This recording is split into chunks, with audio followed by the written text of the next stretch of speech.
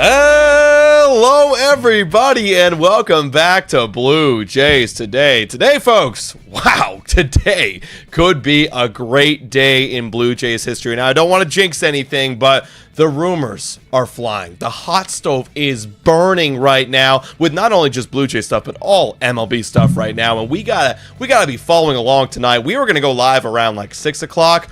We thought, you know what, it's so darn hot right now. We got to go live right now with all y'all on this community page. And it's going to be a fun night, y'all. It's going to be a lot of fun. Corbin Burnes, we're watching because now we had not just one report, but a second report come out from Bob Nightingale that the signing of Corbin Burnes could happen at any single moment and probably tonight. So we're with you guys for the long haul tonight. Let's hope it's the Toronto Blue Jays. I'm your host, Adam Peddle. And I'm your host, Nicholas Playlog. Welcome in, everybody. I already see people in the chat saying, we ordering a pizza, boys? Shout out and thank you to... Lulu. Lulu. W's in the chat for Lulu. It honestly might be one of those streams where the boys got to order some food in if it's going to be a long one, right? Corbin Burnes is the guy now. We missed out on Juan Soto. We missed out on Max Fried, two individuals who would have looked really good in Toronto Blue Jays blue. But now the main free agent remaining is Corbin Burnes. This is somebody that is looking to get paid probably $250, $260, maybe even more than that, $1 million. A guy whose average annual value could get very close to that $40 million mark if, of course, he and Scott Boras plays his cards right, which we know they typically do. However, all of that being said, it's money well spent, baby, because not only are you stealing him away from your division rivals, the Baltimore Orioles, not only are you taking 200 innings from that team and putting it straight onto your team, which then you can pitch against them, but also you are gaining a probably top 5 pitcher in all of MLB, and now you have a rotation that can go toe-to-toe with the Yankees, toe-to-toe with the Red Sox, who did just trade for Garrett Crochet, toe-to-toe with anyone in this freaking league, because fuck, Corbin Burnes is amazing. I was going to put this out here, and you just reminded me. I mean, we kind of need Corbin Burnes now if we really want to be competitive next year, because that Garrett Crochet trade that happened with the Boston Red Sox, they got a nice guy. That's a good one for Boston. It's starting to become a really good rotation, and we already knew about the Max Fried thing. We kind of need to get Corbin Burnes. Now, the big, I know my shirt does say New York on it, actually. Someone's like, change your shirt. Maybe I will at some point. Also, I saw a lot of people saying Christmas decorations. That could be a thing. Maybe I'll just change the lights to maybe some colorful stuff. Maybe we'll see. But the thing is, we kind of need to get Corbin Burnes if we actually want to be competitive. And it's kind of crazy that I actually think we are probably the favorites right now. There's so many reports. We're going to take our time and go through it all with you guys. Yeah. But it's crazy to think that the Blue Jays are actually a favorite here. I'll be honest, I don't think that's crazy at all, man. We're always, quote unquote, you're right. favorites. We're always the favorites. And like I said in the podcast earlier today, what is it that Ross Atkins likes to prioritize?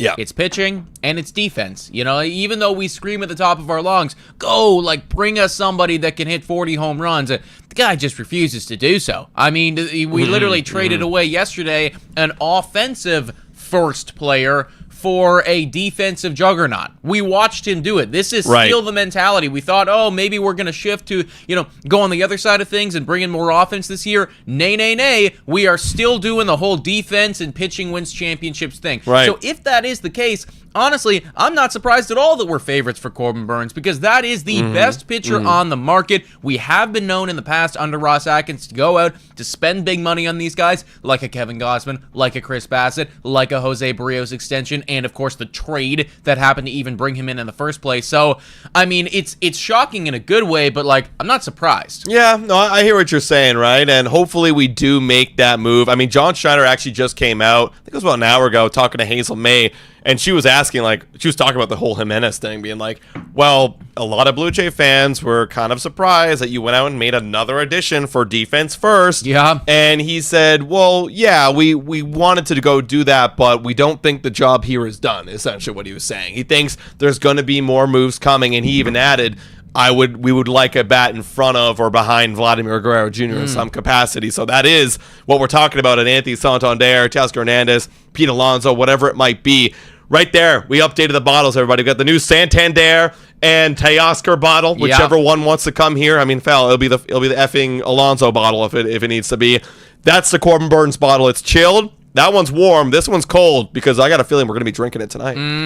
Also, you know what? Go ahead. Before we even get to the Corbin Burnes stuff right now, I just saw a quotation. Like MLB Network's obviously live, and they're doing their whole thing right now. Matthew Moreno just tweeted this out. This is from Brandon Gomes. Somebody he's a Dodgers executive vice president. Tell me if this doesn't sound like somebody who is saying goodbye. Okay? Tell me if this is, you know what I mean?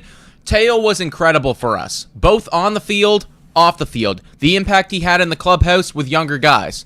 So those conversations we'll continue to have. Like we've said, lucky enough to add Michael, and we'll keep looking to add talent where we can. Now, I know that he was adding in the whole, add talent stuff, but when you're coming out and saying he was incredible for us, both, I don't know, there's a little bit of a past tense involved there where sounds to me like the door's open a bit. Yeah, I think the door's always open. I think it was also, that's pretty GM talk, you know what I mean?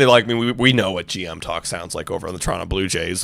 It's I don't want to say anything that's going to definite this, definite that. It's all kind of wishy-washy, but I have heard kind of some speculation that maybe Teoscar Hernandez isn't as a lock for those Dodgers as we thought. I don't think it is at all, actually, because let's just do some pure speculation right here. All right, maybe you don't want to speculate on what he just said right there. I get it, it's GM talk. Well, we've already seen the Dodgers go out and spend for Michael Conforto. We've seen the Dodgers go out and spend for Blake Snell. We've seen them be probably as active as any other team is, and not cheap acquisitions either, spending money. Yeah. So what's the holdup on Teoscar Hernandez? Right. To me, it's wait a second here. You've already gone out and got multiple guys. You're very, very active right now. It's not cheap acquisitions either. So it's you'd think that if this was actually going to get done, maybe it would have already gotten done. I guess I'll play devil's advocate. Maybe he is, Teoscar and his camp weighing in on the Red Sox, Jays, Yankees, and seeing what kind of value he's got over there. Maybe drive at the price tag a little bit. Maybe not. I don't know. Just speculatory. Also, big shout out right here to Jimmy Ballcap Sports saying, "Get it done, Ross." Facts. I've been on Twitter a lot today, just quoting, retweeting, liking all these different stuff right now. And I've been all over, man. I really, really want it to get done today so badly. So again, it can't be understated just how massive it would be for us. I tweeted out earlier today, just imagine what this rotation is, and clearly that struck a chord with Blue Jays fans because a lot of people are commenting and liking on it. But Corbin Burnes, Kevin Gausman, Jose Barrios, Chris Bassett, Bowden Francis. Obviously, you're still looking for a couple bounce backs in there. I don't know if you can say Chris Bassett's a sure thing, but as the fourth or fifth guy, and that's awesome. That's not even factoring in the potential breakout of Bowden Francis, right? That's not even factoring in the the fact that maybe Jose Barrios could still continue to get better, right? There's that rotation is more than enough. It is, for sure. So without further ado, why don't we start dabbling into some Corbin Burnes stuff? That's why we're all here. That's why there's 500 of y'all in the chat right now. Make sure to hit that like button and subscribe to the channel for the ride, guys. We don't know how long we're going to be live tonight. Hopefully, as long as we want, if the computer can hold up. I was doing some tech stuff, trying to make sure it all works, so hopefully we can deliver the content to you guys. First things first, let's talk about it. Just the imminency of his signing. You had Mr. Ken Rosenthal come out on Foul Territory. Again, shout out to Ben Turner for quoting it and taking the snippet that we all need to see. And he expects the Blue Jays to make a strong push. And he also says in here that it could happen today. Yes. Right? So he expects the Blue Jays to make a strong push. That's one thing. I think we all agreed that. We're very desperate. We missed out on Soto. We missed out on Max Fried. Time to go get our guy, right? Let's go make it happen. Yeah, and it's also, it's extremely exciting to hear that people are talking about this imminently, as in, tonight or hopefully by the end of the week type thing. Yeah. And I do think that there is something to be said because, the whole conversation that I watched the clip, it kicks off by them talking about how active that starting pitcher market has been. And it's clear, there's a lot of teams out there that want to shore up that pitching staff before they even look at the position players. Because really the only two position players that are notable that have gone off the board, it's Willy Adames and it's Juan Soto. Right. And other than that, you still have a lot of options there. Christian Walker, Pete Alonso, Teo, Santander, just to name a few. And there's, Bregman. There's certainly quite a lot of other, top-tier talent available there. So, yeah, now that especially Fried is gone and, some of those other guys are gone too, and the Garrett Crochet trade, I feel like a lot of teams are going to be, chomping at the bit to get Corbin Burnes. Because after that, there is a pretty significant fall-off, assuming, of course, that Sasaki goes to the Dodgers. Well, let's talk about that Crochet trade, because earlier today, the whole speculation was, well, the Red Sox are being very aggressive, and I was actually scared for a moment. There was a moment where, the Red Sox GM, or executive, I believe it was, canceled their appointment with MLB Network to go and deal with something. And what happened right after Crochet was signed? Because there was a lot of speculation that, are they going to get Burnes? Are they going to be the ones? Because that was the rumors. But then they go out and they make that Crochet trade, which, it's still up in the air. On who won that trade. You obviously, I think if you're the Red Sox, you want to sign back Crochet for a long term. I hope he doesn't, because that would be terrible for the AL East. But White Sox got a decent haul back. 4 big prospects. I think ranked 4, 5, 11, and 14 or something like that. But point being here is that if they went out and they sold all this prospect capital for Garrett Crochet, I think it obviously is less likely that they're willing to go well over the top and spend $250 million for Corbin Burnes. Maybe you're okay with spending 4 guys of your prospects for 2 years of Garrett Crochet and then having them walk. But if I'm Boston Red Sox, I think my mindset now, well, we got to get this guy extended. And also, are we really going to add 2 premium A-star guys? You could, but I think it's less likely. So then that leaves the Toronto Blue Jays and the San Francisco Giants. And that's the 2 right now perceived front runners that we knew from yesterday for Corbin Burnes. Yeah, for sure. I do think that this takes your foot off the pedal just a little bit if you're the Red Sox to go out and to get Corbin Burnes. I was just looking at Garrett Crochet, and honestly, I think the Red Sox won this deal. I'm not super familiar with all of the prospects that they gave up, but you are getting a 25-year-old with 2 years of control that is really, really good. Right. And, for sure. And that's sure. now, I guess, for their, from their standpoint, they were able to get a star. I'm not saying that he's as good as Corbin Burnes, but, somebody of that, caliber, a quality, a very quality guy, yeah. And you did it without spending any money. So now I would anticipate, if you are the Boston Red Sox, don't be shocked if they're in on Alex Bregman or one of now the top remaining kind of hitting guys, Santander or something like that. So I do think that they won. Who knows? Maybe one of those prospects is fucking the next one. That's the thing. Soto. They're really highly touted. The catcher could start next year. I think one other guy, the 5th guy, could also start next year. Yeah, I get it, man. It's just, that's the going rate for a sure thing, especially somebody that is this young and, you do still have the potential to sign back for a long period of time. So, I like this for the Red Sox, especially their fans, too, who have been screaming at the top of their lungs for years to, go, do stuff, make it happen. It looks like they are finally doing it, which, again, sucks for the Blue Jays. I know. But it is good for us in the sense that this hopefully takes them out of desperation mode when it comes to the Corbin Burnes sweepstakes. That's the big thing, right? We got to factor in that money and that desperation mode. Now, I did want to, before we move on, and talk about the San Francisco Giant development, because there's some insiders there over in San Fran that are saying pretty negative things about the possibility of the Giants getting Corbin Burnes. Before we do, I did want to acknowledge Bob Nightingale's article here. Now, someone brought it up in the chat, saying that he said that he's spoken to, this is Scott Boras, has been in serious talks with the Giants for Burnes, has spoken to the Red Sox and others. I'm assuming the others are the Toronto Blue Jays, but Boras acknowledged the possibility that the Burnes deal could be finalized very soon, right? So that's obviously, I want to just acknowledge that, because if anyone's wondering when it's going to happen, could be soon. That's the second piece right there. But moving over to the Giants. Shout out to Bennett right here, who took this little screenshot out of our king, or not king, I guess queen, Miss Susan Slusser? I'm going to say it's Slusser. Slusser. Yeah. Miss Susan Slusser, who is over there. I can't read it because apparently I don't have San Francisco Chronicles. But what she said in that article right there was that Boras represents the top remaining starting pitcher for Asian market, Corbin Burnes. The Giants spoke to Burnes and Boras before the meetings, and there seemed to be momentum towards a possible deal. But as other starters came off the board, Burnes already had already high projected price tag, looked to go higher. Chatter about San Francisco has dipped, And the Blue Jays have moved into the perceived front-runner spot. Because that's the kind of the conversation right now, is the Blue Jays are willing to offer quite a bit more than the San Francisco Giants. However, the one thing to note about Corbin Burnes, guy's a Cali guy. I mean, does he want to go end his career back home near family where he grew up? Possibly, but does he want to do that for how much less money is the other question. Exactly, and I mean, ultimately, as we've said time and time again, you're playing from behind the 8 ball, being the Toronto Blue Jays, being a 74-win team, and being a team in Canada as well. So money is going to be the deciding factor because, listen, man, you make $30 more million, well, that's a nice home in California after you retire. So I think that you certainly can convince him. It's just going to require you to really go above and beyond. Now, a lot of people in the chat are screaming Keegan Matheson. Thank you very much for shouting that out. Please, if you do see stuff on X or on Blue Sky or wherever in an article, let us know in the chat. That is actually so helpful. We do appreciate it. Keegan Matheson just came out, this is a minute ago, saying some Blue Jays notes. Yes, they're in on Corbin Burnes, and he's felt likelier than Max Fried going back to before Fried signed.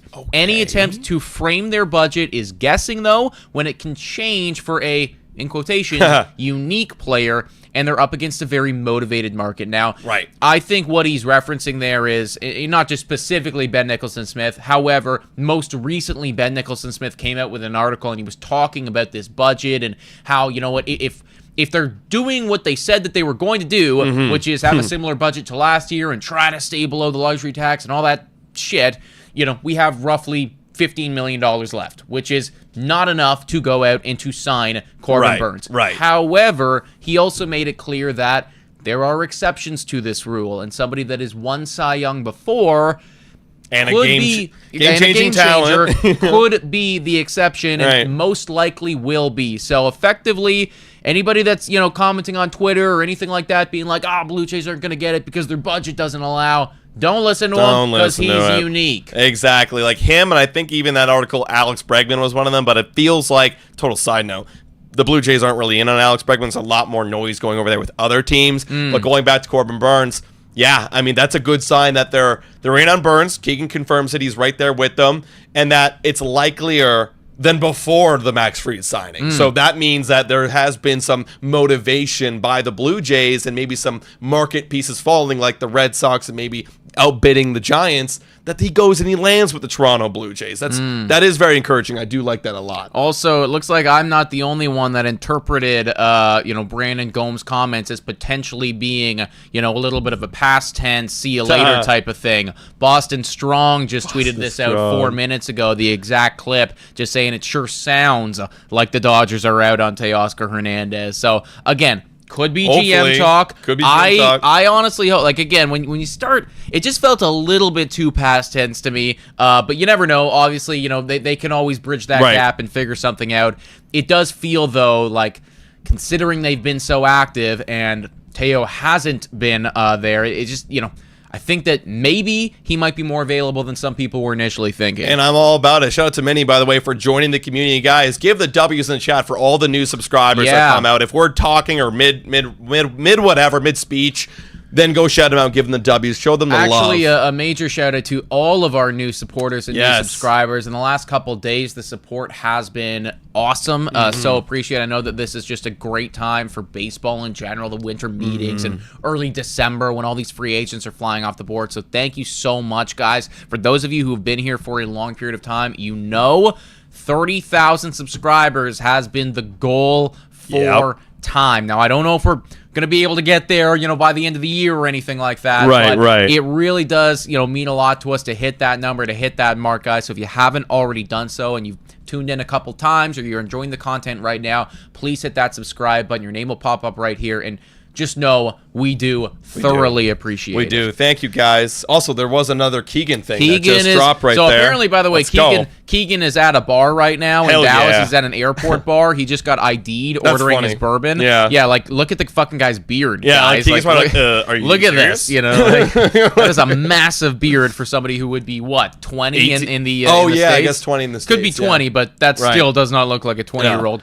anyways, Keegan tweets this out saying, if there's one spot, shout it and thank you to the person just subscribed right there. W's in the chat for them. If there's one spot the Blue Jays can wait out the market on, I'd expect that would be DH types. I don't see them using DH to rotate players, and I don't think that's a good idea here. Finally, more people are openly saying this club needs power and to raise its offensive ceiling. Okay, so at the end of that, he's saying that more people are openly saying that they do, in fact, need some power. However, he's anticipating that they may want to wait on the DH a little bit. Little bit concerning. I mean, if you're looking for an outfielder, obviously that's that bottle right over there, the Santander and Teoscar Hernandez. That's a different market. But a little bit concerning because, I mean, how many DH types are there? I mean, you're looking at maybe a Carlos Santana? Honestly, like, I think...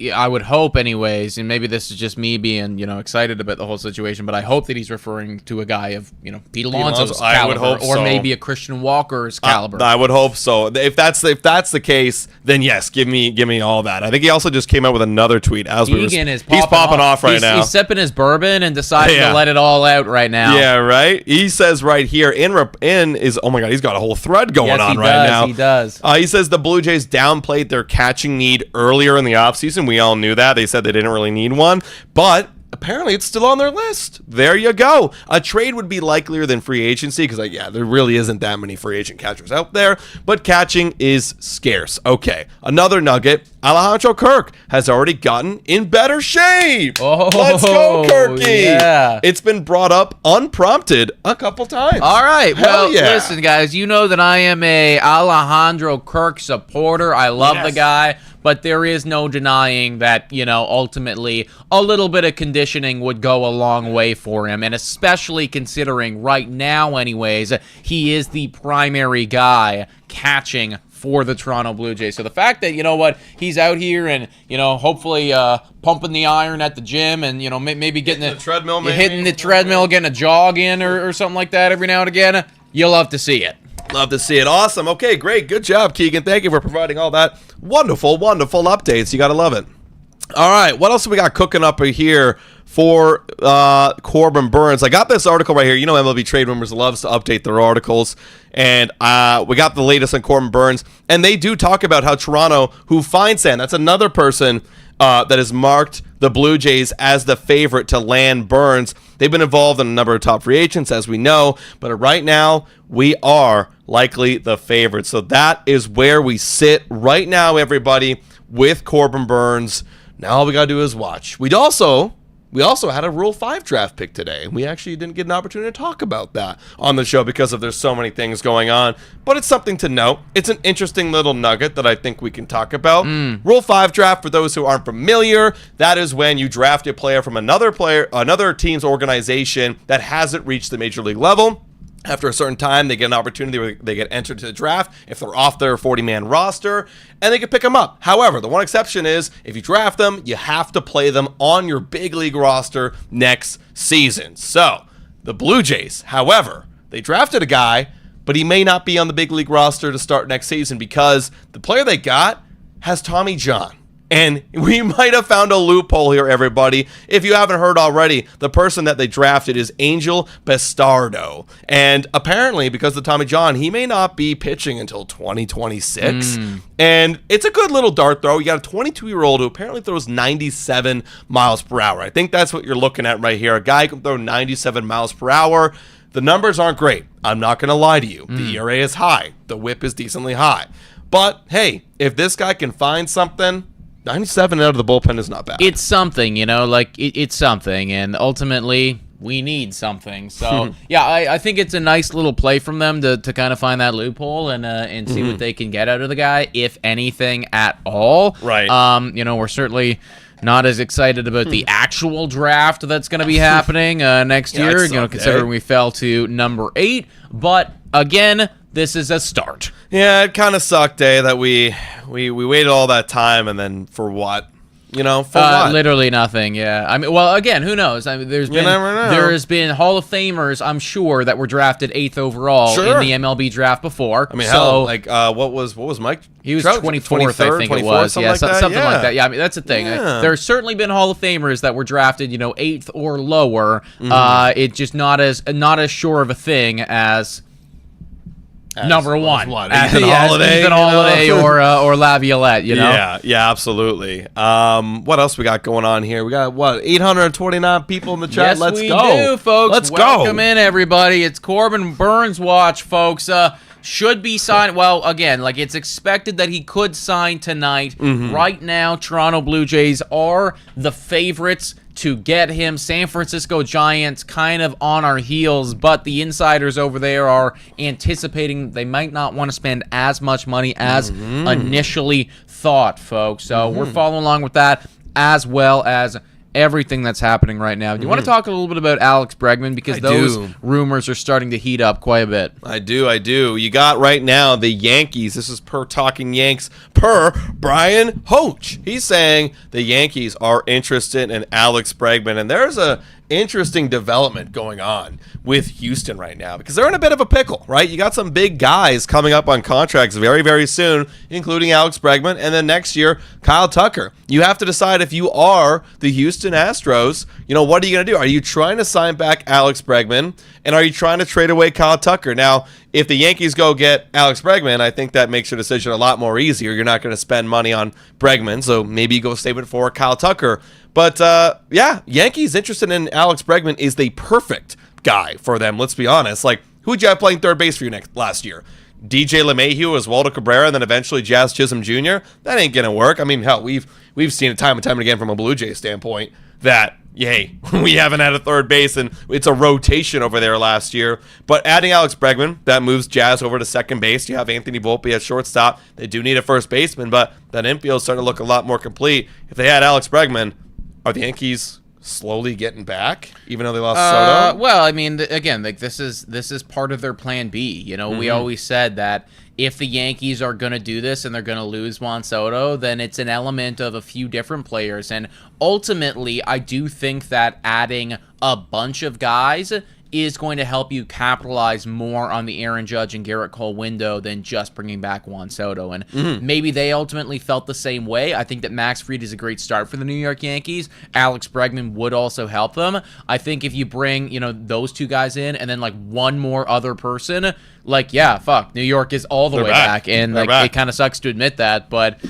that's just the situation. Now the good news is without them getting Juan Soto, in a couple years from now when Judge does start to decline and Garrett Cole maybe can't throw as many innings as before, there might be some questions, but I'm sure that Hal will find a way to deal with it then. They'll figure it out. Shout out to Matthew Strong with a $6.99 dono, nice, saying, so glad we traded Horwitz. Give us Teo back. Now, I can't tell if that's sarcasm or not, Matthew Strong, if you're glad you actually did or not. So most people wouldn't be. Sorry, what? So glad that we traded Horwitz. Traded Horwitz? I can't tell if that's. Look. Some people. I think that a lot of people in the community are pretty split on it, right? Because I think that there is a very valid argument to be made that you traded him at his high, and I would not be surprised. Like throwback to when everybody was like, "Oh, we got to trade Kirk now. We got to trade Kirk now." And we were like, "No, don't." And now it's like, fuck, maybe we should have traded Kirk then, right? Right. So I wouldn't be shocked at all if, Spencer Horwitz comes out and doesn't play as good as he was this past season. It's really one of those time will tell type of things. Yeah, exactly, right. And you're right. It could be just another bust kind of thing where, he's looked good one season and doesn't the other. But the other side of the thing, it could be great. But we'll never know until we find out. But we do know who Andres Jimenez is. He could be. We know his glove is. We know he's got great speed. But what about the bat? We're about to find out. I mean, at his floor, he's a 4-WAR player, 3-WAR player. This guy puts up a lot with his legs and his glove. Let's see what he can do with the bat a little bit. But you're right, Matthew, to your point. Adding Teoscar Hernandez would kind of help the Horwitz, trade away. That would supplement the offense pretty easily right there, I saw people saying Boston Sports Gordo, and I'm looking at it, and it's talking about just Boston's shopping list. They want a catcher, another reliever, a right-handed bat, another starter. So they want another starter, not a depth guy. They want a lot then. Okay. That's literally, they listed off everything except the left-handed bat. Yeah. It's like you got your bullpen, you got a catcher, you got your right-handed bat, and you got another starter. That's everything, so effectively. He wants not a depth guy. Well, if you're not looking for a depth guy, I mean, that includes Burnes, Flaherty, but who else? Yeah, like those two are the big ones that come to mind off the top. I'm actually not even sure like what other pitchers are still available at this point that are locked in elites. Obviously, Sasaki, but probably not going to be going to the Red Sox. You never know. Right. That's another guy too. He might. And that's another thing too. Bringing up the whole Corbin Burnes thing we talked about this morning. Well, what if the Giants go and try to fight for a Roki Sasaki on the West Coast? That's totally a possibility. And I do think, honestly, like the Giants probably have a better shot. Well, you never know, but the Giants probably have a better shot at getting Sasaki than we do, or the Red Sox, or anything like that, just because of where they're located. And maybe if Roki's feeling like he wants to be a bit different, then maybe you go to the Giants rather than going to the Dodgers. But I mean, I don't think that they're certainly not going to be out on the Corbin Burnes sweepstakes just because of that, unless, of course, they're getting incredible vibes from Roki that we're not privy to. Right. No, that does make sense. I did also see a couple people in the chat saying Joel Sherman, not Blue Jays related, but the Reds who tried for Garrett Crochet have checked in on Nick Pivetta. That's another free agent we talked about, but that is inevitably a depth guy. And how did he finish, though? I thought he had a decently solid year last year. I think he started great and then started to suck. Yeah. And it ended up being a 4.14 ERA. I mean, like, it was okay, right? Like, it's fine. That's a depth guy, pretty much definition. Not for our rotation. Not for our. That's a bench guy. Yeah. That's Chris Bassett. What am I saying? Was that better? It might have been better than Chris Bassett. How did Chris Bassett? Yeah, how did he do last year? I thought it was like 4.20 or something like that ERA that he finished with. 4.16. Oh, so there you go. Negative 0.1 WAR. That's wild. Negative point. I forgot he had a negative WAR, guys. Chris Bassett had a negative WAR. I know, man. Dude. Honestly, I think it was the whip that just killed him. The whip was almost 1.5. It was high. Also, quick shout out to William Abbott with the 279 dono saying, "Been watching you for 3 years. You guys are sick. Thank you, William. Appreciate you. Shout out to you. Thank you for watching and being a member of this community for 3 years, man. That's a long time. Seriously, appreciate you, man. Appreciate you. We also got a lot of Keegan comments going on right now. More Keegan Matheson. I don't see anything new from Keegan right now. I saw that 5 minutes ago. He was asking people to ask questions. So there if you guys want to tell him that we're live in the replies there, and tell him we're live. Yeah, tell him that we're live and ask him a question, and we'll kind of highlight it on the show right now. That'd be sweet. Also, if you guys want to ask us questions, throw it up in capitals. We could take some live questions from the chat. I mean, we got lots of time right now, so if anybody wants to ask us anything, let us know, and we'll take a look. So all capitals, so we can see it pretty clearly. Oh, he did. So in the replies, he is answering some people right now. So somebody asked, who's a better fit for Toronto, Santander or Teo?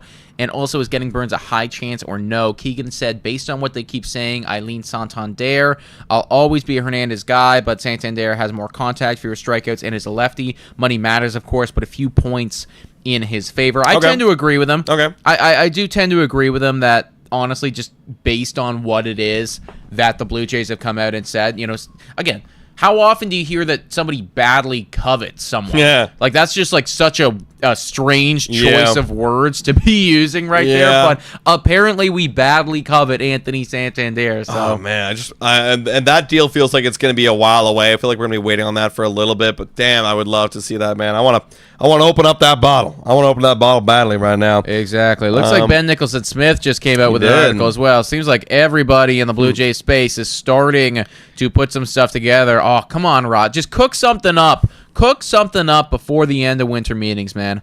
Cook something up. He's titling it, What Could Be Next for the Jays Following Their Busiest Day in a While. Come on, Ben. Give me something good to talk about here. Let's see. Give me something nice and juicy. Let's take a look at it all together here, everybody.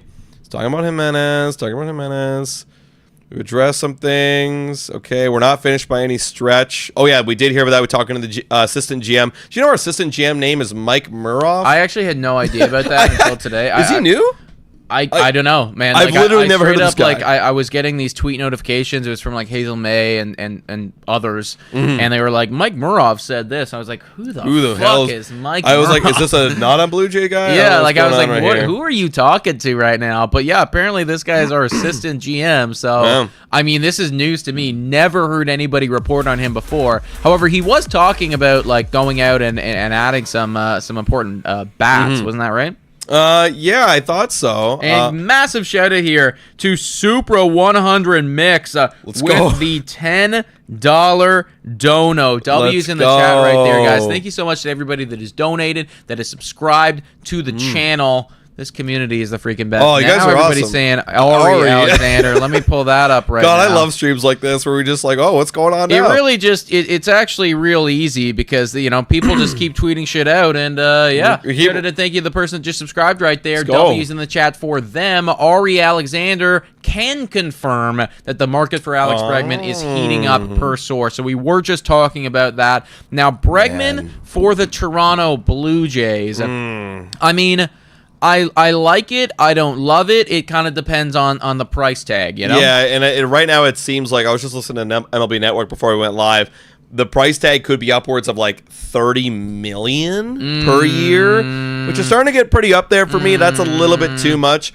But hey, I mean, look, I hate that I think the Yankees are the favorites right here. If they go get Alex Bregman, honestly, that's a really good offseason right now for the Yankees. Yes, you lost Juan Soto, but you replaced him with WAR from not Corbin Burnes, Max Fried and Alex Bregman. Like, that's very solid.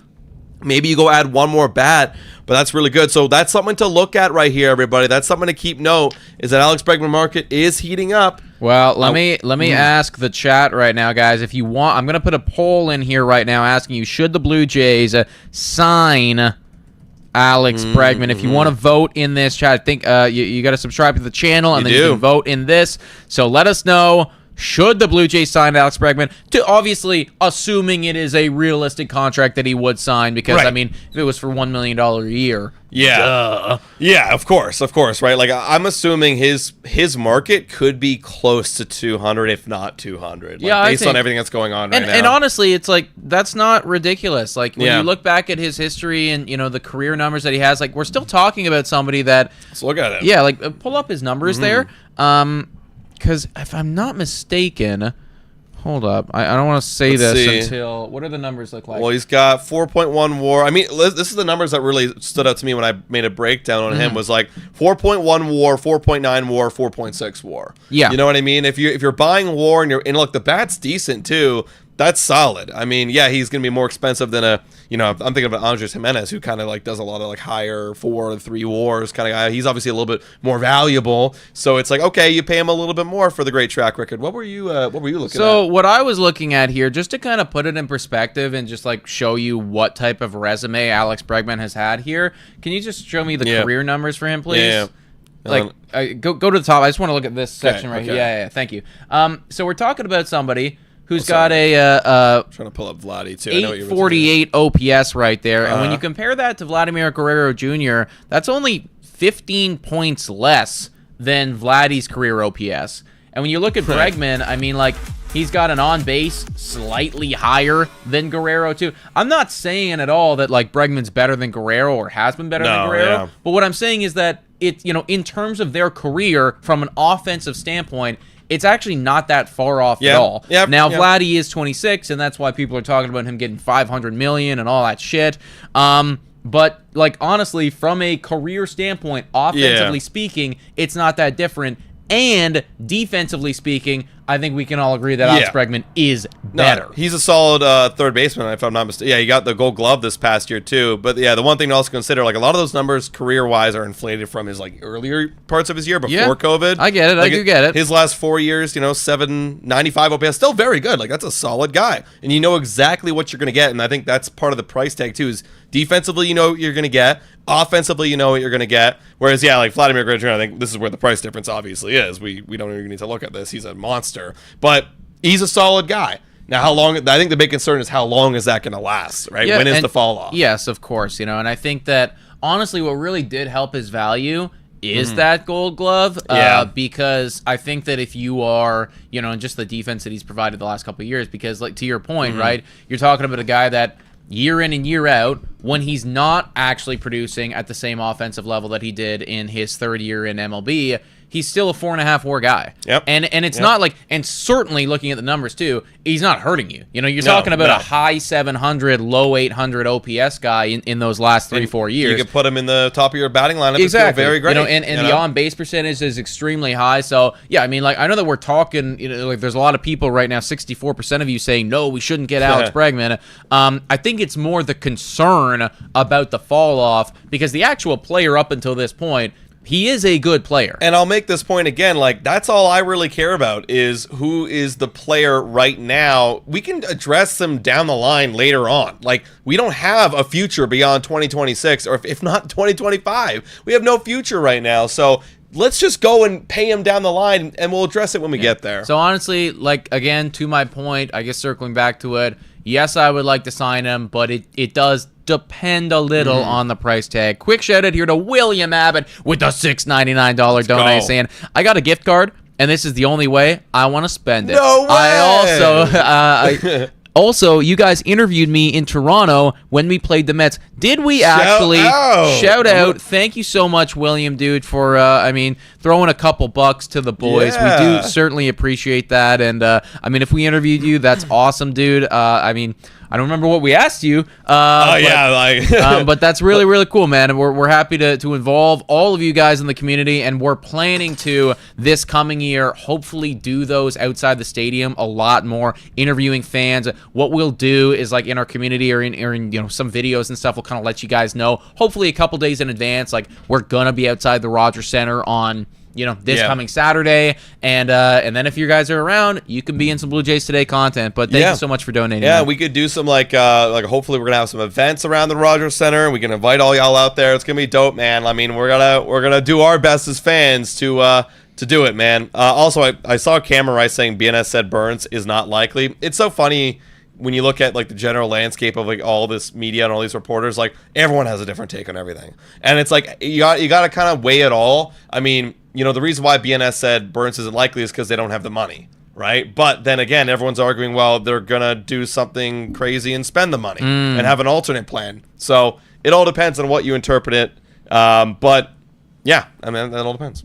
Yeah, I think honestly, like, more people are coming out and leaning to the side that, no, this does make sense for the Toronto Blue Jays. Again, like, I can see why it might not, why they might not want to do it. But ultimately, I think that where there's smoke, there's fire, and there is a decent amount of smoke here that, no, we can actively say, like, we are a top 2 finalist right now for Corbin Burnes. The biggest thing for me is, does he want to move to Canada? Does he want to play in Toronto? And how much money is it going to take to convince him to do that? Actually, this is where the quote's coming from. Shout out to Josh, the J fan. Shout out to you guys for pointing this out too.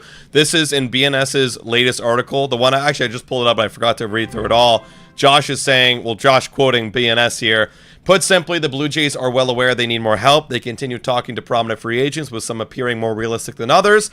Quote, Teoscar Hernandez and Jock Peterson have certainly had their supporters within the organization, while Corbin Burnes doesn't seem likely. That's where he's saying. But at this point in the offseason, there are trade-offs, and that's what... And there you go, see? But at this point in the offseason, there are trade-offs, and that's where things get really interesting for the Blue Jays. They're like, it's not likely, but if he's willing to accept this contract, then great. Then we'll. Everybody in the chat is saying Ben Nicholson-Smith selling right now. I mean, honestly, dude, Ben Nicholson-Smith is a great guy. We've had him on the show before. He's just doing his due diligence as a reporter. I think that he's taking the more cynical approach to this whole topic. Shout out and thank you to Nathan. Welcome, Nathan. W's in the chat to Nathan for subscribing to the channel, which again is a very fair take. I guess my next question then would be, and you guys in the chat, let us know. We have 919 of you in here, so please comment in the chat and let us know what your thoughts on this is. But if you had to give a percentage for the Toronto Blue Jays, we played this little game for Juan Soto. If you had to give a percentage that the Toronto Blue Jays end up with Corbin Burnes, where are you at right now? I'm gonna go with a solid 35%. A solid 35, because, like, there is a little bit of a cynic in me that's like, well, maybe he does want to go back home and play with the San Francisco Giants, or maybe all of a sudden there's a new team that comes out of nowhere and gets maybe the Boston Red Sox aren't done yet, and that's a more tractable team to play for. But I do think we have a decent advantage. And again, there's another cynic in me that's like, well, is Ross Atkins really going to dish out the franchise-setting record contract deal tonight?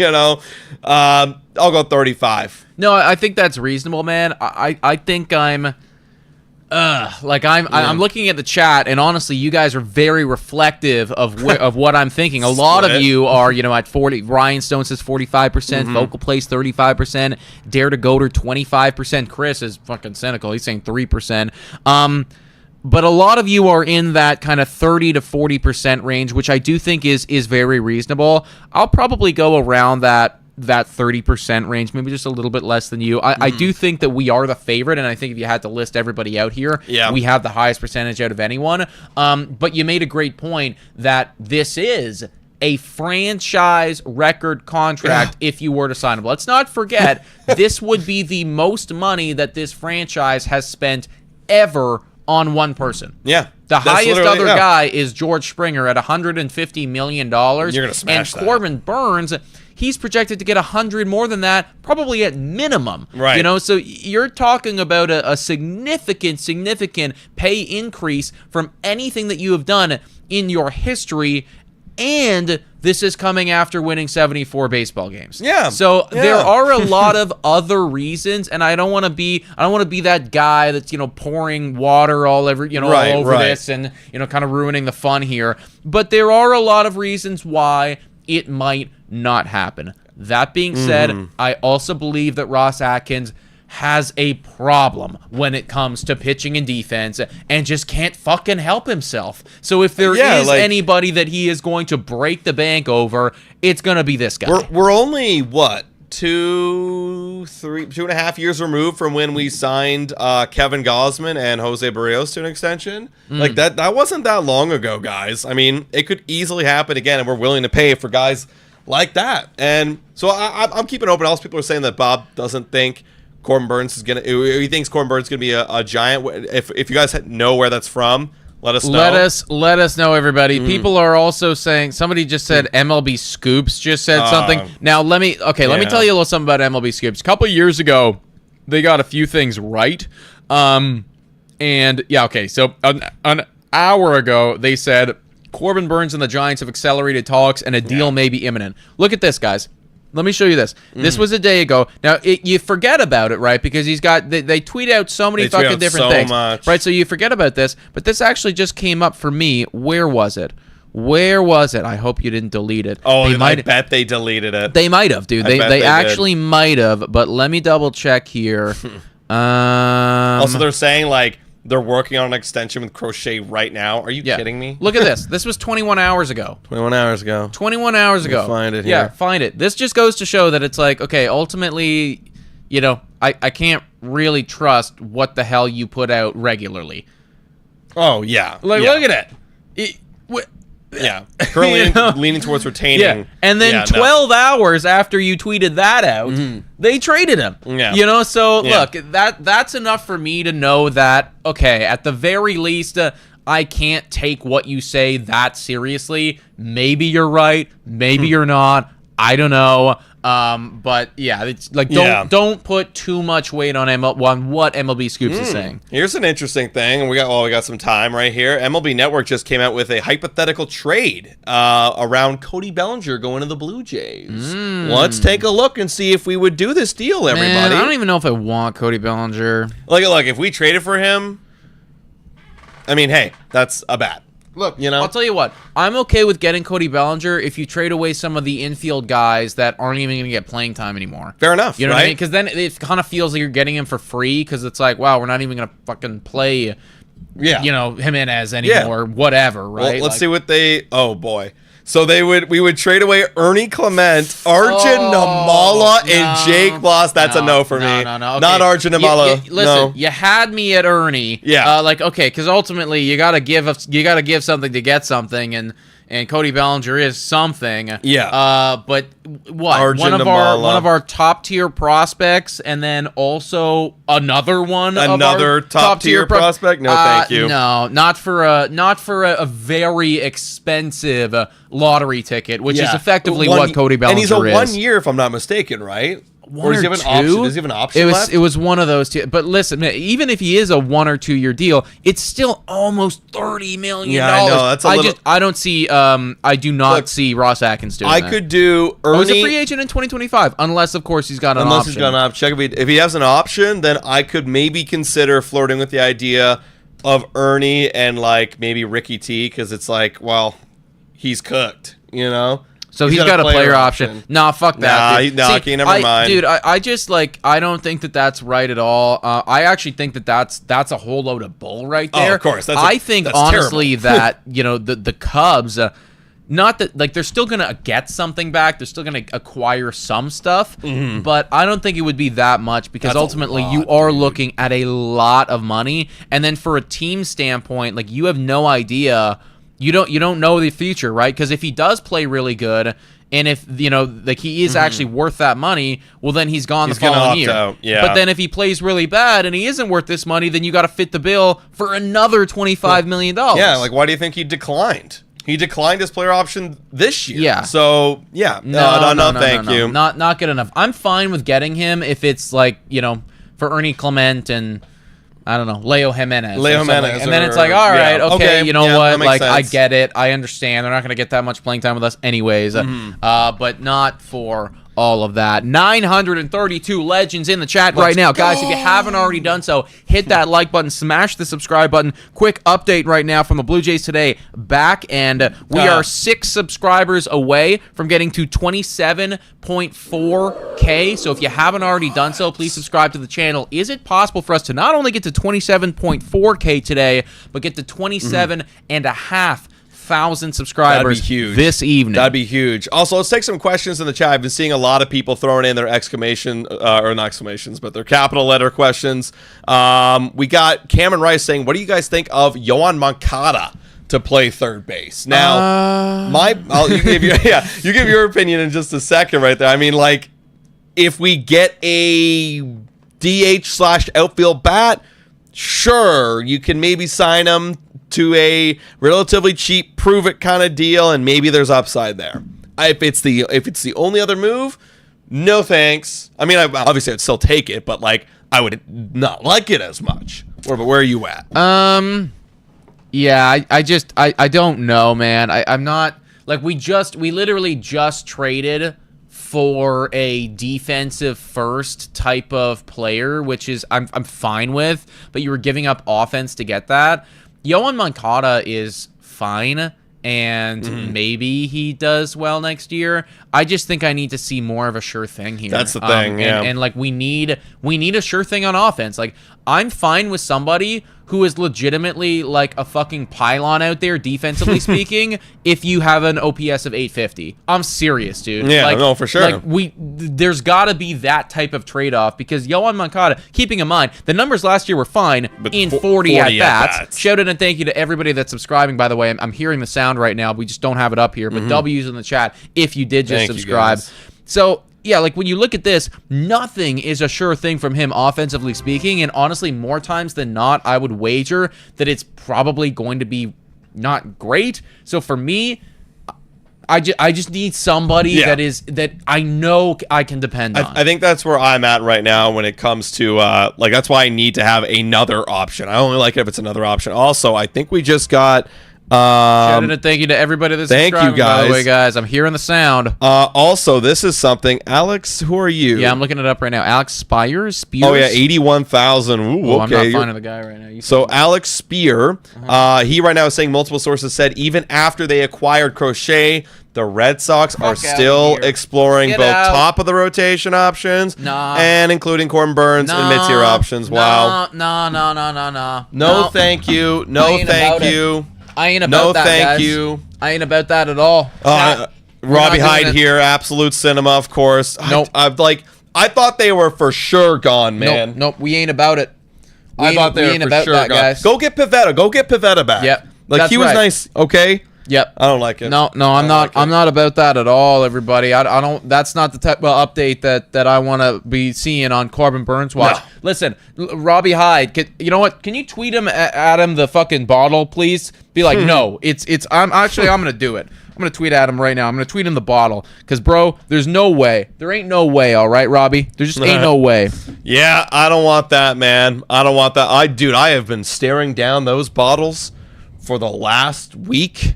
I need a signing. I am thirsty. I want to pull my whole Jim Leahy thing where we finally get our win. Bob Nightingale's right. No. Oh, man. Also, another question here from Connor. Would you go for a signing like Ha-Seong Kim or Jock Peterson? See, now that we got Andres Jimenez, it actually doesn't really make much sense to go for Ha-Seong Kim unless you put him at third base.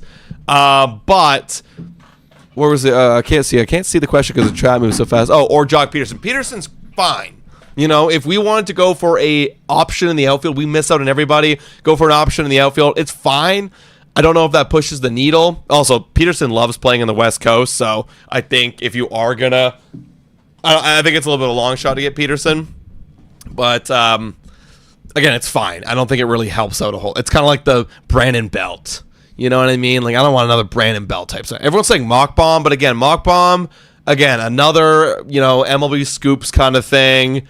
I don't believe it. They have gotten a lot wrong. They're saying, update, Corbin Burnes is still top of the Blue Jays list. All right, I believe them. I'm just kidding. They're saying Giants seem to be fading a touch. I mean, he's kind of just rephrasing what most industry people are saying anyways.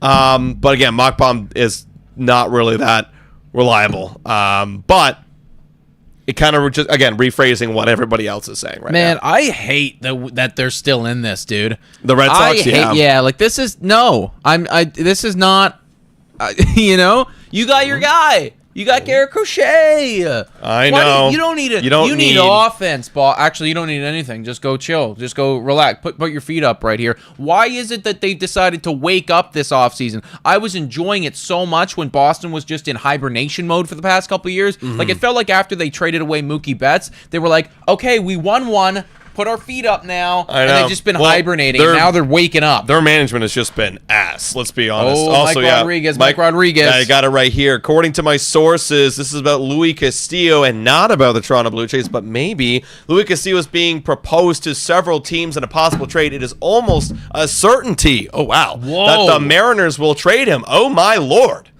The Yankees, the Mets, Red Sox, Phillies, and Cubs are some of the teams that have shown interest. Go get him.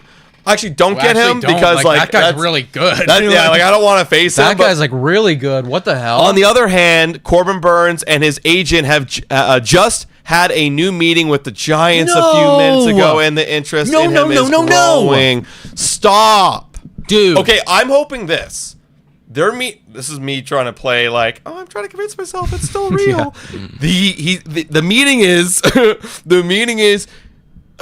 Hey, so are you sure you're not gonna beat the Blue Jays? Yeah. He's like, wow, I really liked Toronto. That's the meeting right there, man. Okay, like, saying, I'm giving you guys Toronto. I'm giving you guys the final say. It's the final say.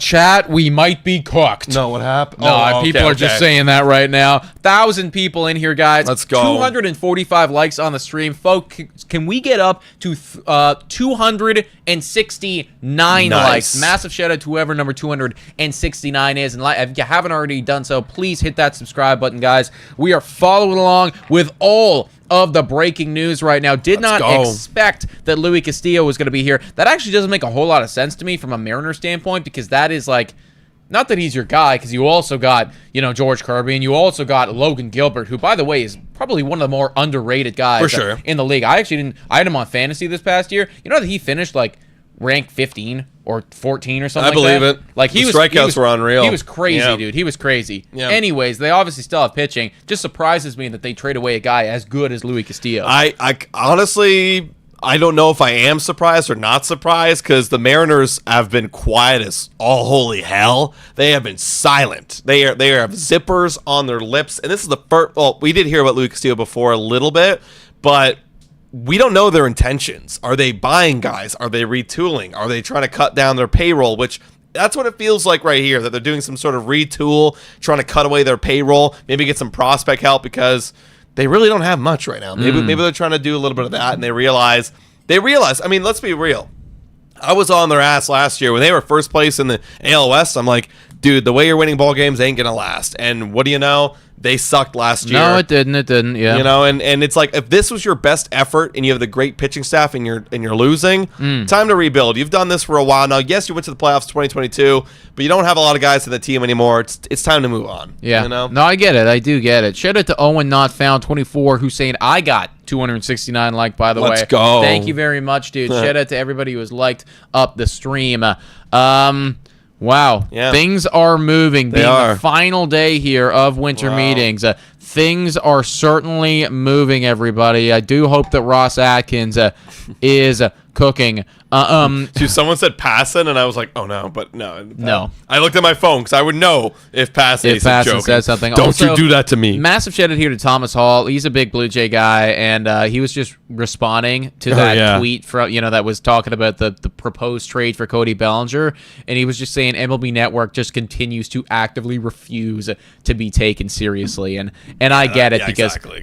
that is a bad trade offer, man. Like ultimately, it's I don't get it. Like that's just a bad one, man. I know. Just a bad one. That's just for clicks. I feel like MLB Network does it all. I mean, of course they do it all the time. They just do it for clicks. Also, Caesar, is that how you pronounce your name? Caesar F saying, what about the polar bear Pete Alonso? What do you think, dude? His market has been so quiet. I haven't heard a single word. Yeah, maybe a few weeks ago I was like, I heard that. Oh no, last week I heard he would go back to the Mets if Pete Alonso or if Juan Soto signed back. Well, where is it? That's true. And I know that I have heard, like, the only thing actually I've heard about Pete Alonso is that the Mets are, still interested in retaining him. However, like, keep in mind, it is going to cost them a lot of money. I would love to go and to get a Pete Alonso. Like, genuinely, if I had to tier rank or, like, kind of power rank the bats that I would be interested in for the Toronto Blue Jays, Pete Alonso is, I think, my number one, just because I think when you're talking about somebody that actively provides the most protection and probably has the most time left in his prime, right? You are talking about Big Pete. I do recognize and understand that it's going to cost a lot of money for somebody that's not going to really play that much defense for you and is probably going to be your resident DH from now on. However, I just think that ultimately, like, hitting is everything for us right now, and that's somebody that can hit. This is the guy, right? This is the man. I want a guy who has upside, hitting 40 homers, and yeah, you're right. It's funny. You think he's a lot younger than he is. He is 30. He's 30. He's 30, but he just turned 30. He 30. literally just turned 30, so it's effectively like you'll have him in his 30s. Also, John Moroshi just said something right now. He's just corroborating that the Red Sox, even after the Crochet trade, are working to acquire one of the Mariners' starting pitching. So, okay, well, you know what? That's not great for us if they're, trying to trade for Luis Castillo, because obviously that's really good. But it is good for us in the sense that maybe that's where their focus is and not on Corbin Burnes. I would hope so. But again, I hope they don't land him. I hope they go in that area and then they miss out. Go waste time and then realize you can't do it and then oof, Corbin Burnes off the board. Because if they got Luis Castillo and then you just traded for Crochet and then they have Giolito, they have Brian Bayo, they have Tanner Houck. Oh my God, that's disgusting. I know, man. I know. That's disgusting. It is actually like really good. Like, and then honestly, if we got Corbin Burnes, like I think a very strong argument could be made that the AL East has the best pitching in baseball. With like all of those, like other than forget like the Orioles and the Rays right now. Maybe the Rays have great pitching. Shane the Rays always have. Shane McClanahan's going to be back next year. Guys, forget about that guy. I forgot about. Isn't that it guy, saying that Tommy John just makes you forget about people? You're like, oh wow. Well, especially somebody over there on Tampa Bay, because it's like usually I don't even think about them anyways. Quick shout out here to Mr. Julius with a $5 dono saying Francis is the wild card for next season. If he pitches like the second half, then the Jays have one of the best rotations in baseball without Burnes. And I do agree with you that if Bowden Francis returns to his second half form, like, I mean, you were actively talking about somebody that, had he started the year like that, would have been in the Cy Young conversation. That's not even an exaggeration. No. Now, you need to prove that you can do it over 31, 32 starts, which is a very difficult thing to do. But you gotta love what you saw at the end of the, end of the year. I mean, my hot take of him being like, I think I said like top 10 Cy Young or so, or did I say Cy Young? I forget what it was, but like it was not too far off if he continued to play like that. Yeah. Now we do have John Heyman. Thank you for the chat for bringing this up. This is some other additional news going around in the hot stove. John Heyman, in addition to Seiya Suzuki and Isaac Paredes, the Astros would like the Cubs to include one of their 2 most recent number 1 draft choices, either third baseman Cam Smith or shortstop Matt Shaw. I also heard something from the Cubs standpoint that they don't want to trade Seiya Suzuki. Oh, he's going to be a Cub next year. That was literally the quote.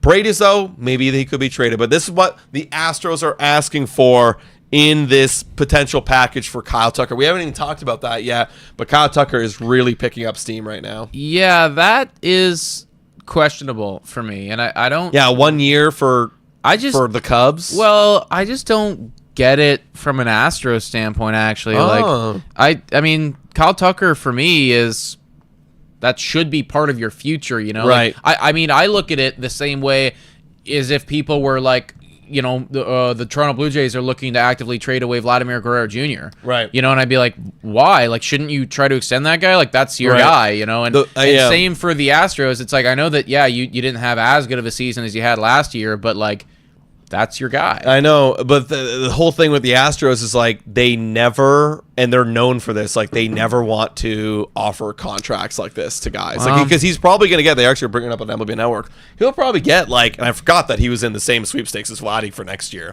but he'll get like $350 million at least. Yeah, he will, dude. I mean, like you could actually make an argument that this guy, actually, it's not even an argument. From a statistical standpoint, since he has come to the MLB, because he's been in the MLB roughly the same time, actually the exact same time Guerrero came up in 2018. Yeah. From a statistical standpoint, he has a higher WAR and a higher OPS than Vladimir Guerrero Jr. The only reason that he is not going to get paid, maybe the exact same amount of money is that he is 1 year older or 2 years older than Vladdy. But this is, somebody that is arguably just as good as Guerrero if is. Not better, because he's got different.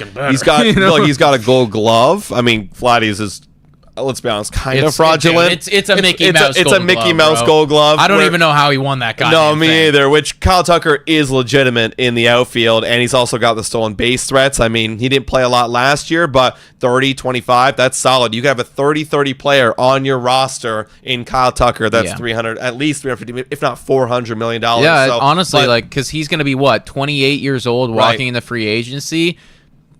I mean, if everything is going insane, like if he's 28 years old, why is this guy not a 400, 450 guy? I know, right? Why aren't we talking to him about that? Or talking about him like that, like we are for Vladimir Guerrero Jr.? But yeah, I mean, look, from the Astros standpoint, if they know to their hearts, like we're not going to extend this guy, then trade him. That is the right thing to do, I guess, and rebuild a little bit, right?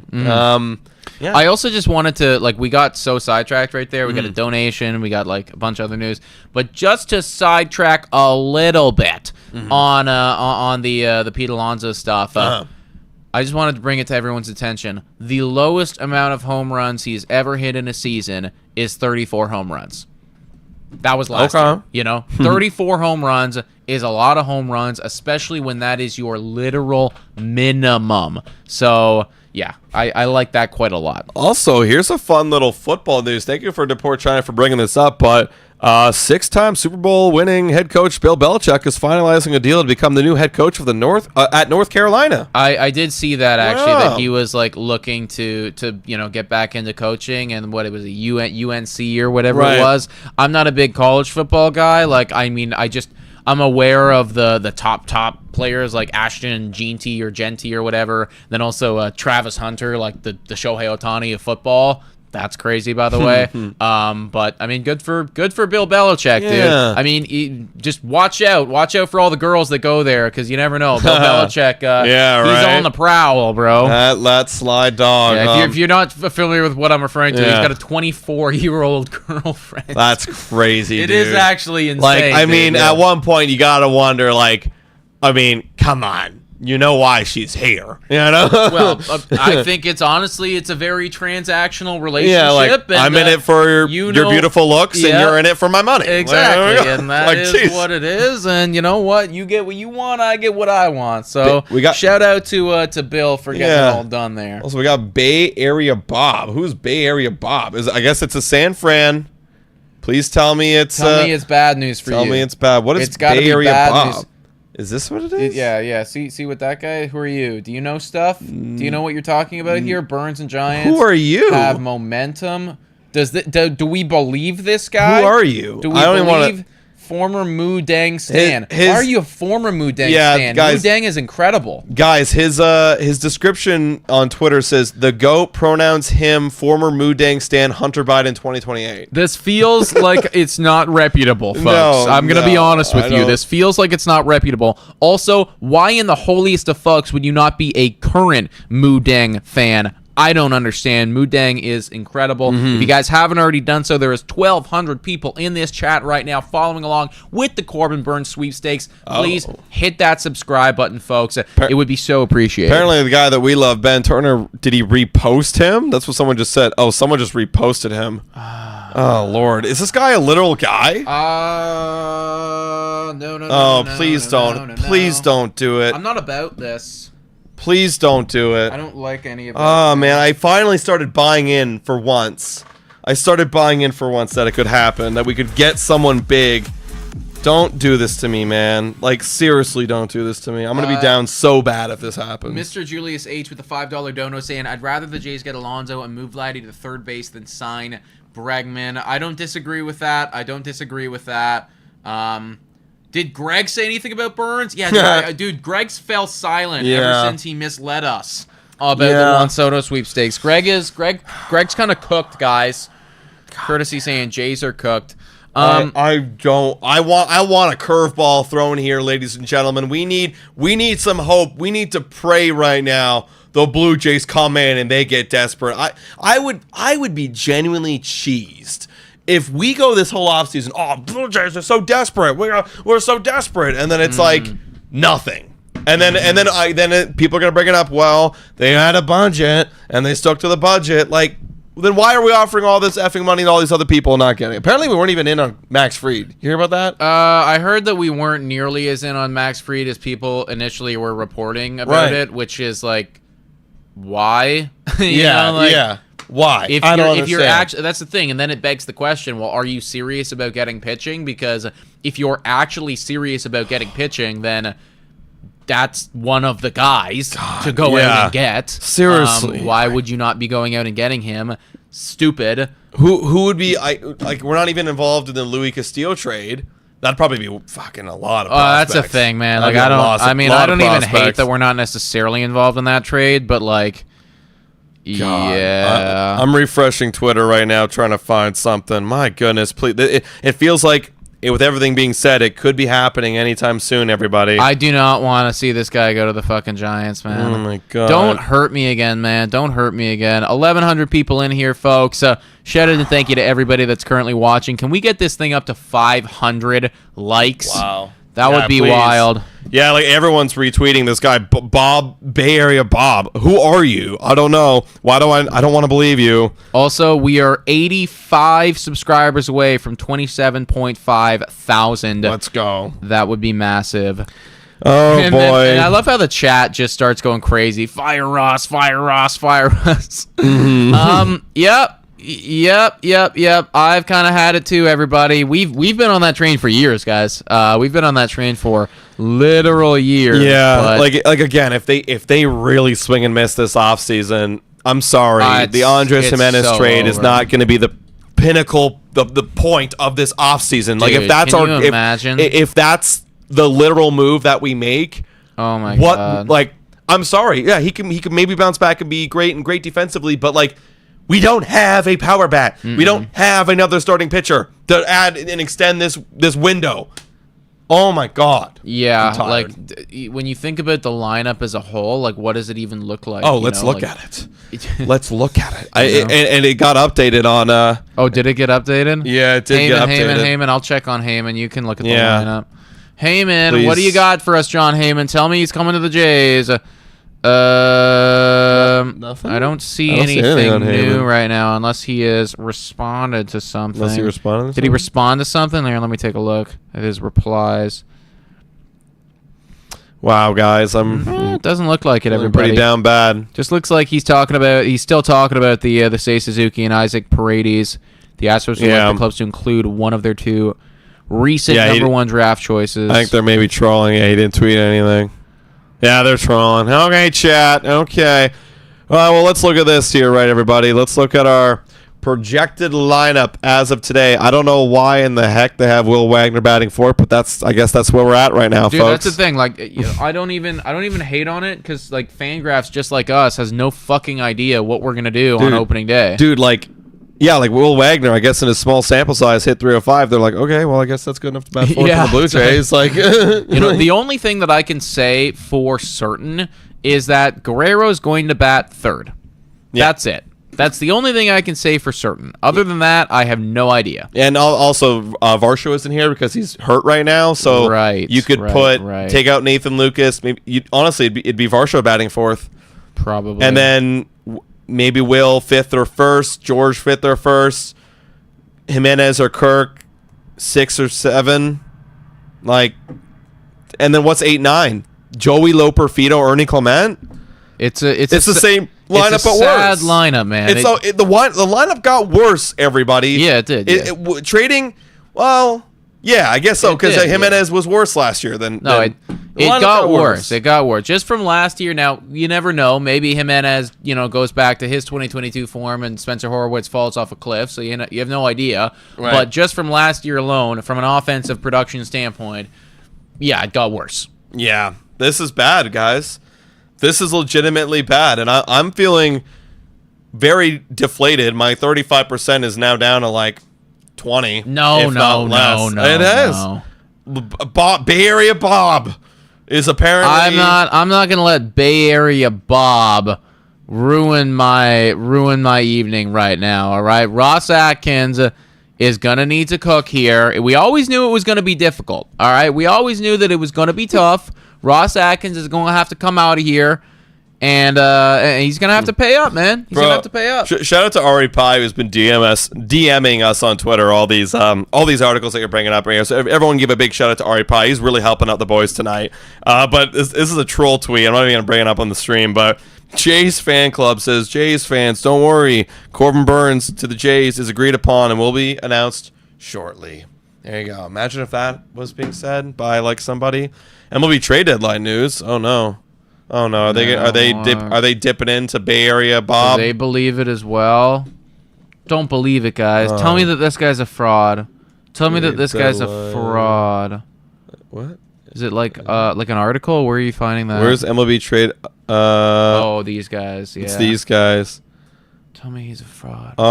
Okay. This, again, look, what are the Mariners doing? The Mariners have discussed free agent Christian Walker, but he's believed to be out of their price range. Come to the Jays. Come on. I'll take him. I'll take 26 homers. Yeah. 800 OPS. It won't fix the problem, but we'll take you. Okay, now everybody's saying John Heyman. Okay. Oh, don't fuck me. Don't fuck me right now. Don't fuck me. Oh, okay. He just Juan Soto's a Met. We knew he was going to be a Met, everybody. There you go. Can you imagine if it's like a Carlos Correa situation from a couple years ago? He doesn't pass the physical. Oh my God, he's a free agent again. He's a free agent again. Blue Jays are still in it. Like, oh my God, Blue Jays are swooping in now. That was such a wild turn of events, by the way. Like, just an insane. I forgot that ever happened. Yeah, that's wild. No, it was like a 20 or like a 48-hour time frame where this guy signed with like 3 different teams. He was a Met, and then he was a Giant. And then he came back to Twins. Yeah. For like significantly less money than like anybody anticipated. Yeah. Julian, I'm trying to find that right now. Guillarte, is that Julian Guillarte? Oh, what do you have to say, Julian Guillarte? Bob Nagel views Anthony Santander as a good fit for the Blue Jays. There you go. Okay. Here's some positivity. More of this content. More of this content, everybody. This is the type of content that we need to be consuming tonight. This is the type of content that we need to be promoting. Anthony Santander would be a good fit for the Hey. Toronto Blue Jays. Thank you, Julian. And he's a Thank you, Bob Nightingale. That's right. And he's a Yankees and Mets reporter, so I love that. That's right. Oh, but he also says he likes Burnes to the Giants. Fuck you, Julian. Yeah, come on. Get out of here, Julian. Get out of here, Julian. Man, oh my God. I was just starting to like you. Man, this is not the momentum that I need to be watching right now as a Jays fan. The momentum is going the wrong direction right now. No. But if Burnes signed, I'll do this. I'll do a trade-off with you, world. If the Burnes signs with the Giants, we sign Santander at the same time.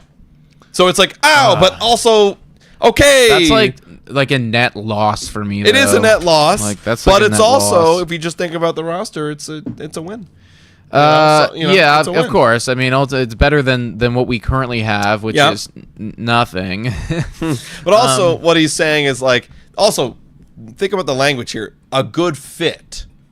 Not saying anything about momentum or that they're talking or that it's going to happen. Just a good fit. So you never know. But also that you do have this guy still, Bayer and Bob, saying momentum. And we're close to a decision.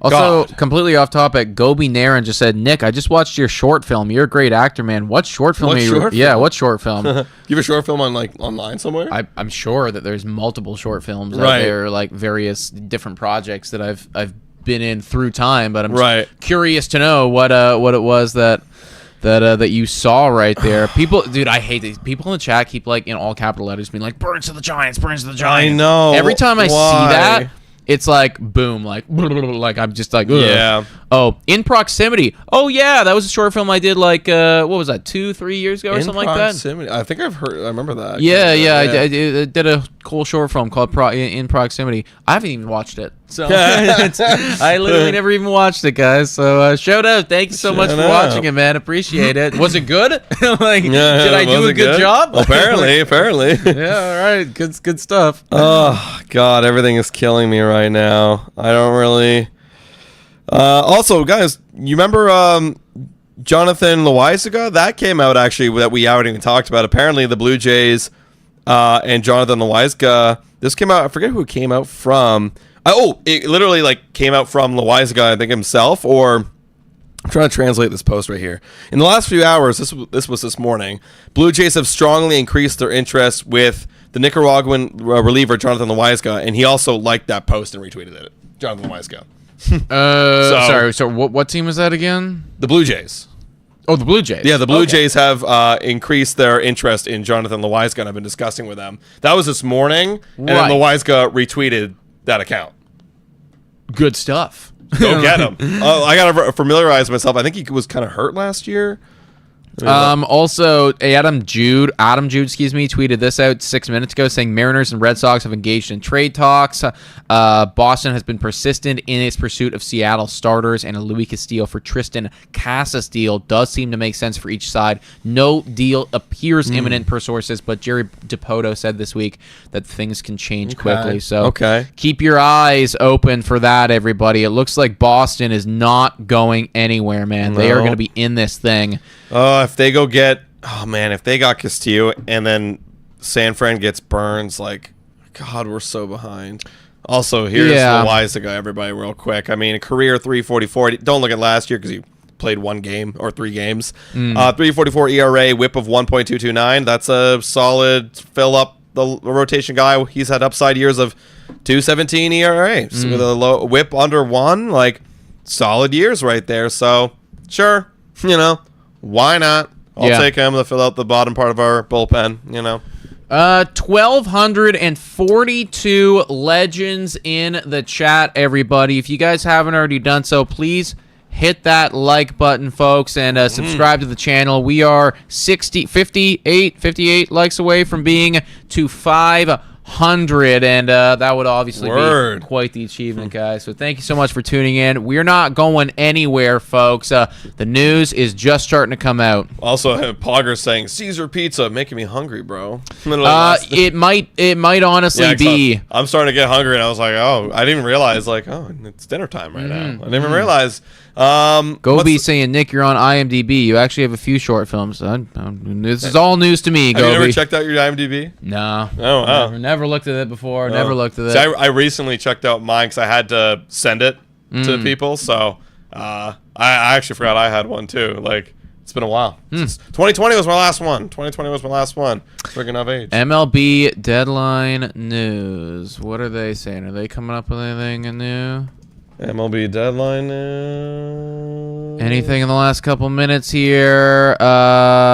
Just the same stuff about Christian Walker, which, I mean, like, fine, but again, like, where is the Toronto Blue Jays here? Okay, I mean, I'm getting sick and tired of seeing all these other teams getting interested here. Ross, we got to do a bit of cooking, dude. Like, people are already leaving the winter. Like, there was speculation that like GMs have already left the winter meetings and are like flying back home. Could you imagine if Ross was one of those guys? Dude, I'm like, Ross, are you kidding me? Imagine we're doing this whole live stream and he's on the fucking plane right now. He's on the plane. Not even paying it. He's like napping on the plane. We're working harder than Ross Atkins right now. I would literally flip shit. No, I'd literally flip shit. No.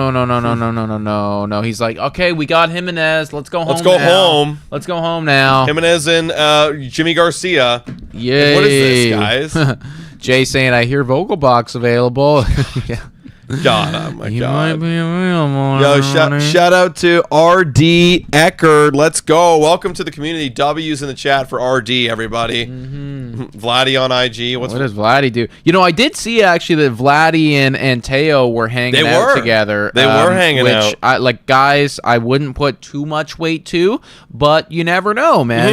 Yeah, maybe that's literally 6 minutes ago. Vladdy actually on Instagram. Kid looks good, by the way. I want to pull that up. I mean, everyone always looks good in the off season, man. Like, that's the time to work. They don't work out all season, and then it's like, but like that does look like a good version of Guerrero. Oh shit! I'm gonna look up Instagram right here. Oh shit, man! Whoa! Look at this guy. This is nice, bro. I'm trying to look up Vladdy. Whoa! What the? Trying to look up Vladdy right now. Shout out to Melinda for subscribing to the channel. W's in the chat for Melinda. It's just this. It's this post right here. Oh, you actually posted it. Yeah, it's this post right here. Oh, there you go, guys. Yeah. There you go. Vladimir Guerrero Jr. with Teo right now. Who else is in this photo? Who's that? Who's low? Says Lopez. Oh, he's a pitcher on the Braves. Let's get that guy, too. Let's get Ronaldo Lopez, Let's get all those guys. Word. Let's go, Teoscar. Yeah. Let's go. Let's get him. Yeah, he is straight up with Teoscar. Aw, damn. Teoscar's somebody he's one of those guys that works out without his shoes or socks on. I'm not a big fan of those guys, honestly. I'm like, really? Like, you don't need to be doing that. But you know what? I guess you're Teoscar Hernandez. Teoscar Hernandez. You can get away with it. You know, you can get away with it. Of course. Yeah, he looks good. Guerrero looks especially good right now. Come on back. Come on back, Teo.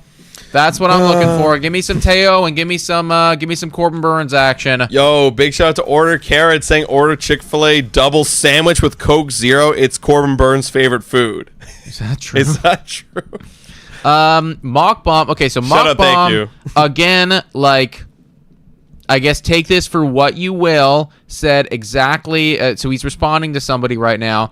It's a win-win for them if Burnes doesn't sign. They'll say if he signs, what is this? But I simply say the Blue Jays are in on Burnes and want him. If he doesn't sign, everyone will be mad. Okay, he's trying to cover his ass right now. He's trying to cover up, but he is one of the few people right now that are like, heavy on the Blue Jays are going to be getting Corbin Burnes right now. Yeah. All right. Should we order food? All I've been thinking about for the last 10 minutes is food. I am getting relatively hungry for sure. Getting kind of hungry. So yeah, if you want to put in some legwork on what would be some good deals or something. I'm gonna put in some legwork. I'm gonna flash over to Bay Area Bob, which has the latest breaking news. Everybody of the whole thing of Burnes and the Giants having momentum and a deal coming soon. I hate all of that. I hate it so much, and I don't like it. No. I honestly hope it stalls out. And then there's something else that drops. Of course, I hope that. I want that to happen. I want it to happen bad. Also, Julian Guillarte just saying that the Yankees would be out on Christian Walker if they traded for Kyle Tucker. That makes sense. That makes a lot of sense. But honestly, I just if they traded for Kyle Tucker, not saying that he is Juan Soto, but that's real. That's basically like a that's your replacement for Juan Soto, and it's actually not that far off. Like last year, keeping in mind he did get injured, but last season the guy had a 993 OPS. He had 4.7 WAR in only 78 games. So, right. 4.7 WAR in 78 games. Do the math. That's a 10 WAR player had he played the entirety of the season. Obviously, he would have had to keep doing what he's doing, but, this is a guy that is really, really damn good at baseball when he's on the field. Yeah, absolutely. All right, guys, I got Firehouse subs as an option. They got a buy one, get one free. You got a buy one, get one free cooking. They got, so you can either get a veggie large or you can get, like, smoked turkey breast, honey ham. You can get something, also another smoked turkey breast, buy one get one free, or a pepperoni Virginia honey ham. So a lot of different options. It's also buy one get one free Italian grilled chicken salad option. Yeah, I mean those are the options right now. Everyone's saying Chick-fil-A. Burns loves Chick-fil-A. Apparently, this is Miami. Okay, I hear you. I also love Chick-fil-A. It's very tasty. What else is going on? Yeah, everybody's still talking right now about the Red Sox being in on the Mariners trade. You want any of this? I might be okay for now, honestly. Right, I'm gonna put it in order. I'm starving. I can't wait another second. What should I get, guys? But I want to get one buy one get one free. I'm putting it in order, everybody. You know what?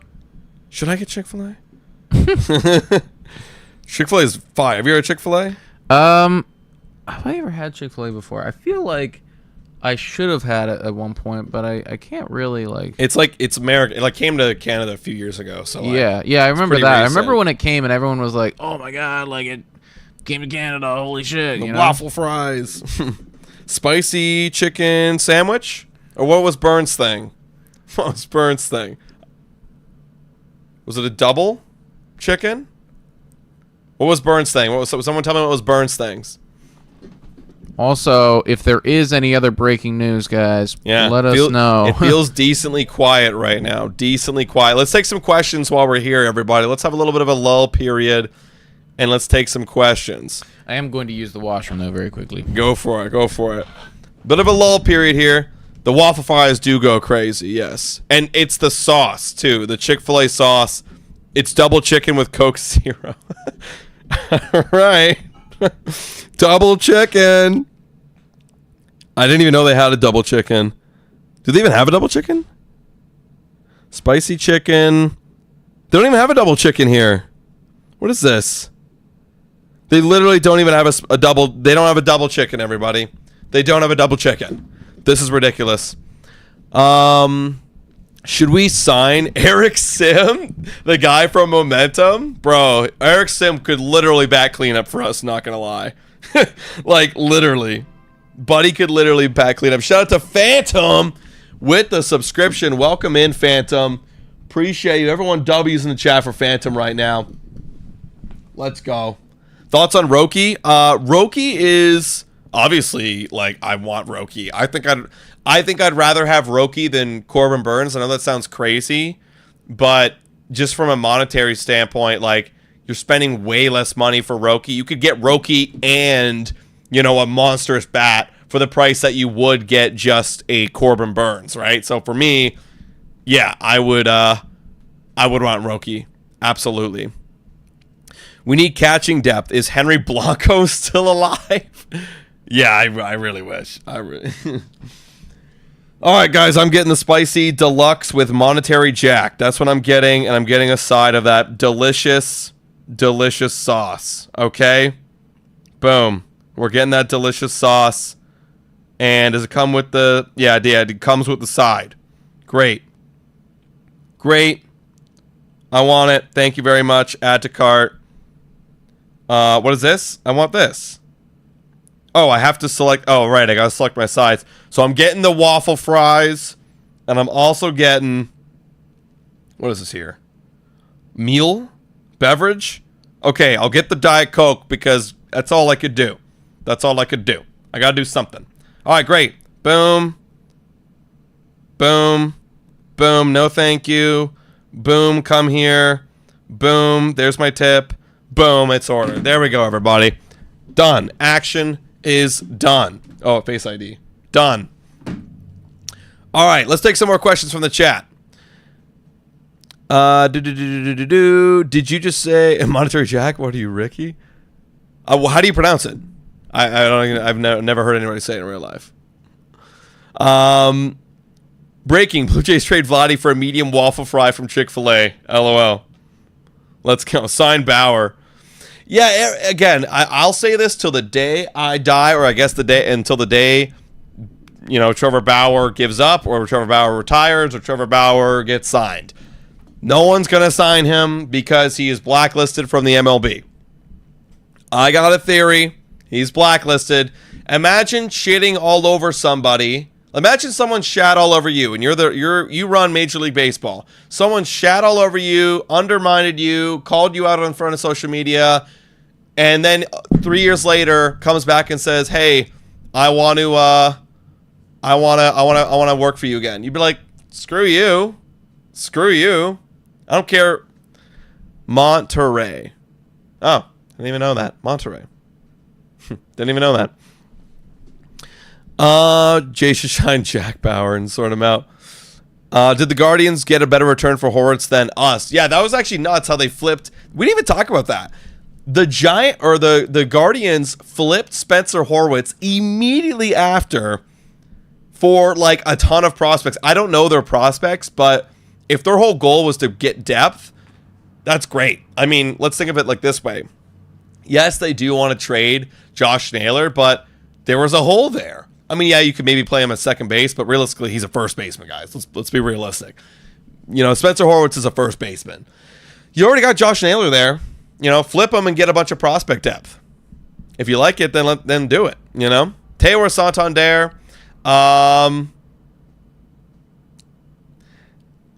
Either or for me, honestly. Like, I think the love always wants to go to Teoscar Hernandez, but longer term, probably less risky would be Anthony Santander. But I'll take that. Whereas like Teo doesn't need a ton of home runs to be a Silver Slugger. Like, he's got a great batting average, but the strikeouts are a problem. So there's both sides of this. What do you want? I want home runs. I guess I'll go Anthony Santander. What do you think of Byron Buxton or Carlos Correa from the Twins? Buxton is like very injury prone, risky. Carlos Correa, I mean, we're not going to get that guy anyways, but like, sure, I'll take him, All right, guys, so for those who are just tuning in, because if you are just tuning in, Corbin Burnes signing tonight, apparently so.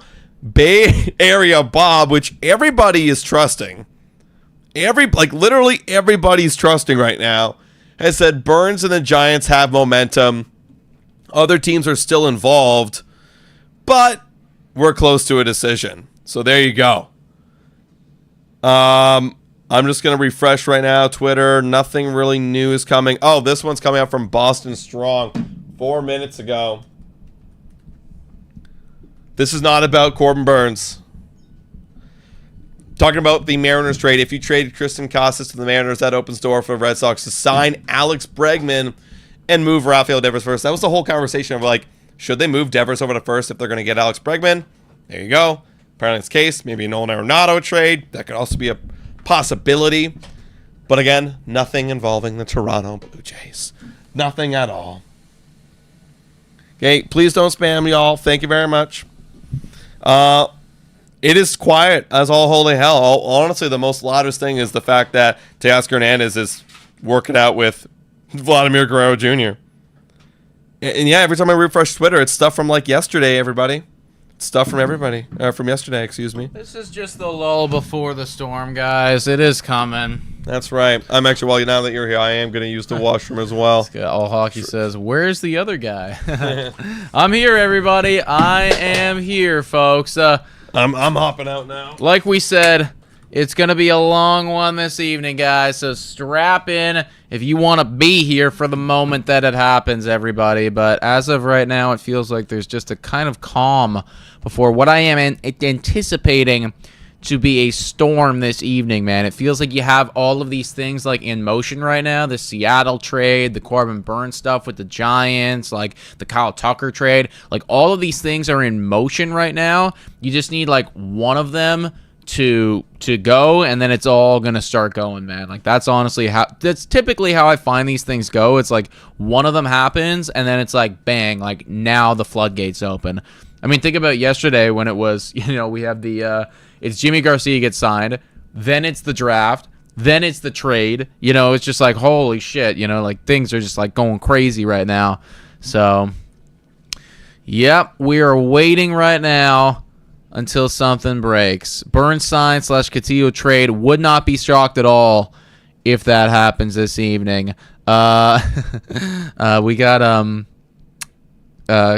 Cole T in here saying Heartbreak Part 2 incoming. Dude, it's always heartbreak with this goddamn organization and this team, man. It is always heartbreak. Like, seriously, this is... it's heartbreak in the season, it's heartbreak in the playoffs, it's heartbreak in the offseason. Granted, that is what it is to be a sports fan most of the time. Like, when you look around the league, there's really only a handful of other teams where I'm like, yeah, like, you guys have it significantly better than we do. But yeah, like, it is heartbreak a lot of the time when you're dealing with these Toronto Blue Jays. Yeah, honestly, I won't be shocked if we get a Jeff Passenbaum and it's Burnes signs a 8-year $250 deal with the Giants. But, like, come on, like, Giants, you're not going to offer him that much. We'll offer him more. Burnes, stay. Don't make any rash decisions right now. Like, wait a little bit. Like, go talk to the Jays again. Do you think the Jays could sign Tanner Scott? I think they could sign really any reliever right now. And they need a closer, man. We literally don't even have a closer right now. Burnes to the Mets, dude. If that happens, just cook me. Seriously, like, hell nah. Yeah, I don't want Can't be doing Burnes to the Mets, bro. The Mets get that. Like, I mean, there already needs to be a salary cap in baseball, but that's crazy. Oh, wow, this is nuts, eh? This is the Juan Soto contract breakdown here from John Heyman. Oh, let's look at it. Why not? It's a lot of money. Let's look at it, It's a lot of money. So it goes, obviously we know the 365.15, signing bonus 75. So 2025, 2026, 2 years there, you got 46. Cool. 27 for whatever reason is just randomly 42 million. Okay. Then it goes back to 46 million for 2 more years. And then just an even flat 46 for the rest. Weird. I don't know why. I don't know why you have those numbers, but the even flat. Wait, yeah, how does that work? And then, okay, club option 2030 to 2039 to increase base 4 million. If club declines, player may opt out. Okay, so it would increase to essentially 50 million. Yeah, it would be 50 million a year. Right. Weird. Right. And then you also get your $75 million signing bonus, which is fucking insane balls. That's insane balls. Just a bonus of 75 mil. Are you kidding me? Yeah, can you imagine? It's just like just like boop, wake up, it's in your account. Yeah. Like literally like that's nuts. Imagine waking up to $75 million just in your checking account. Do whatever you want. Go ahead. Yeah. Like, oh my god, I'd literally lose my mind. Like, I'd lose my mind. I would I wouldn't be a good baseball player after that because I'd lose my mind. I would think the work is done. Mm-hmm. Like $75 million. It's over now. I did it all. Yeah. Wow, seriously, man. Yeah, like that's nuts, man. Like if you could break his leg and he's like, all right, well, I'm at least guaranteed this money coming up. No, it is. It literally promised him a family suite, says Lee Herring. Yeah, that was the big. Well, that was one of the things. That was like a problem for him is that the Yankees just refused to do that. And I get it, right? It's like they didn't do that with Jeter, they didn't do that with Judge, so it's like they can't really be like doing that now. It's like they've already established it. But imagine if that was the difference. It's like if that was the difference. If I'm a fan, I'd be like screaming, like, just swallow your pride. Just do it. I know, man, but like then you gotta give it to Judge, and then you gotta give it to every other free agent that comes here too. I guess they just have lines that they were like, we're not willing to cross this right now. Right. I get it. Whereas the Mets are like, we don't care. We don't care. We've been terrible for decades. So like, good. Let's just do it. Ethan Wood says, Nick, any interest in Bellinger this time around? Dude, we talked about this a little earlier, and like for me, Bellinger is fine. And I'd be happy to have him on my baseball team, but there's a proposed trade earlier today that was giving up Ernie Clement. It was giving up Arjun Nimala. It was giving up Jake Bloss. Like, that for me is just too much.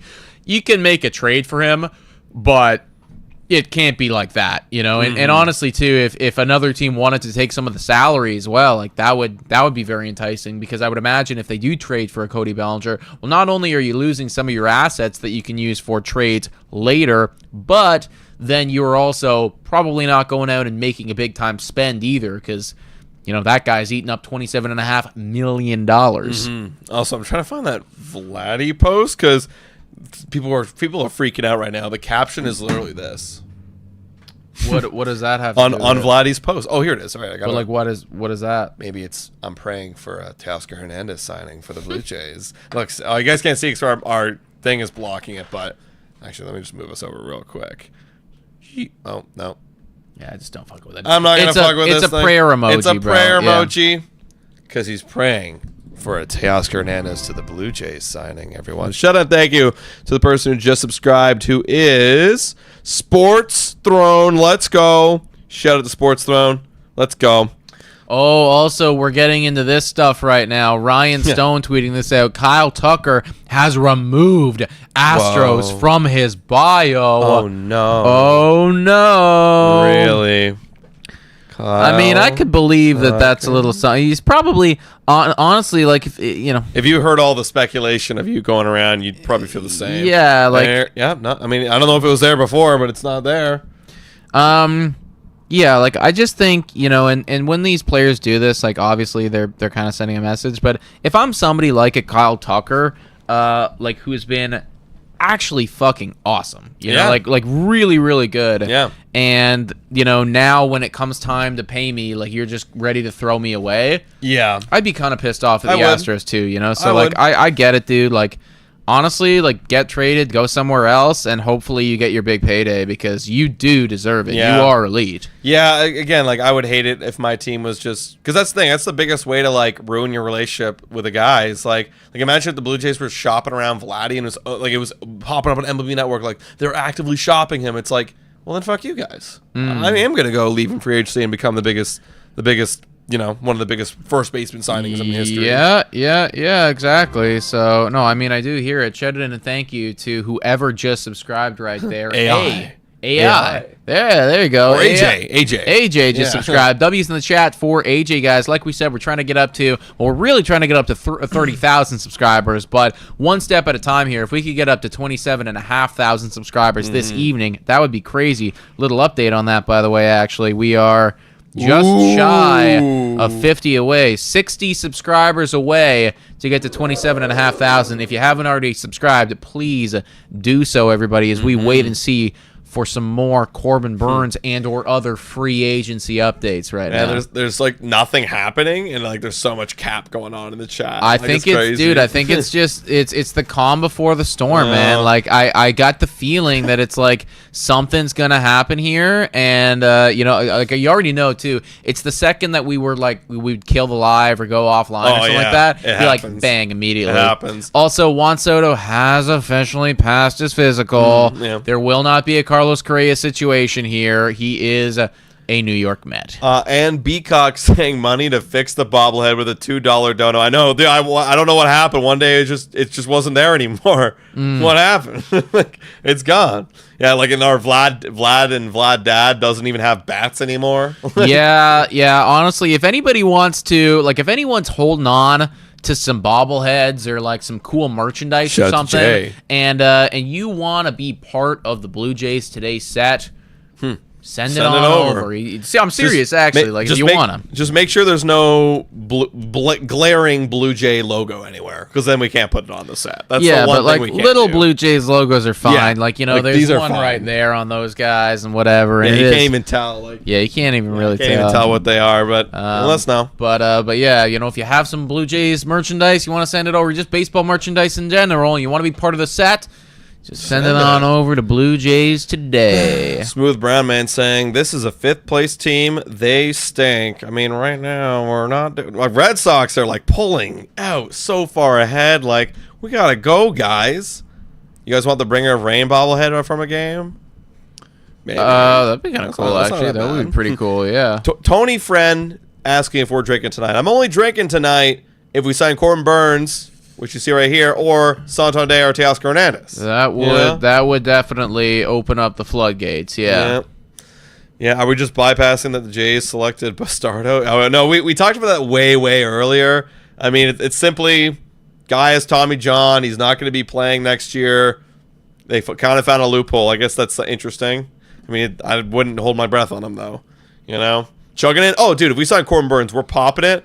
Guzzling. We are guzzling the sparkling wine. The night will change pretty drastically and dramatically if that happens. Shout out and thank you to Sultan. Let's go. W's in the chat right there for Sultan Salith as we wait on some more news. Shout out and thank you to Nick. There you go, guys. I am just scrolling on Twitter right now. Yeah. Nothing new, no updates yet. Everybody's still waiting on the potential Corbin Burnes news. If you are just joining us, guys, to recap everything that has been talked about and everything that has happened, Corbin Burnes looking to sign very, very soon.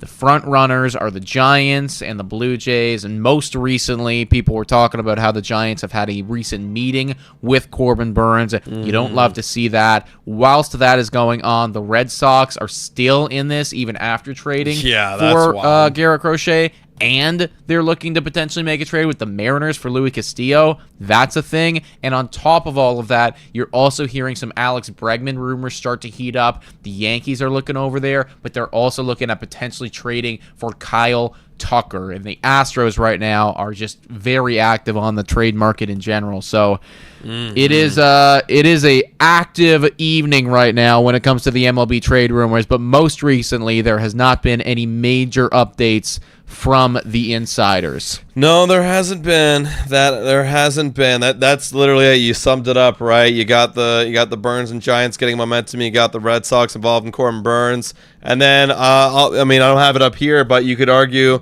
you had the Blue Jays being the favorite according to Mark Feinstein. But that was the oldest piece of news right there, which is probably the most concerning, I'd say, out of all the news, because it's like, well, we got all these recent updates, but you don't have anything new about the Jays.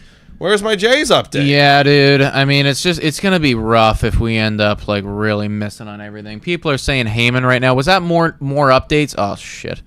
Did something stupid. Is that more updates on the Soto deal, or what is it? Yeah, Soto contract extras.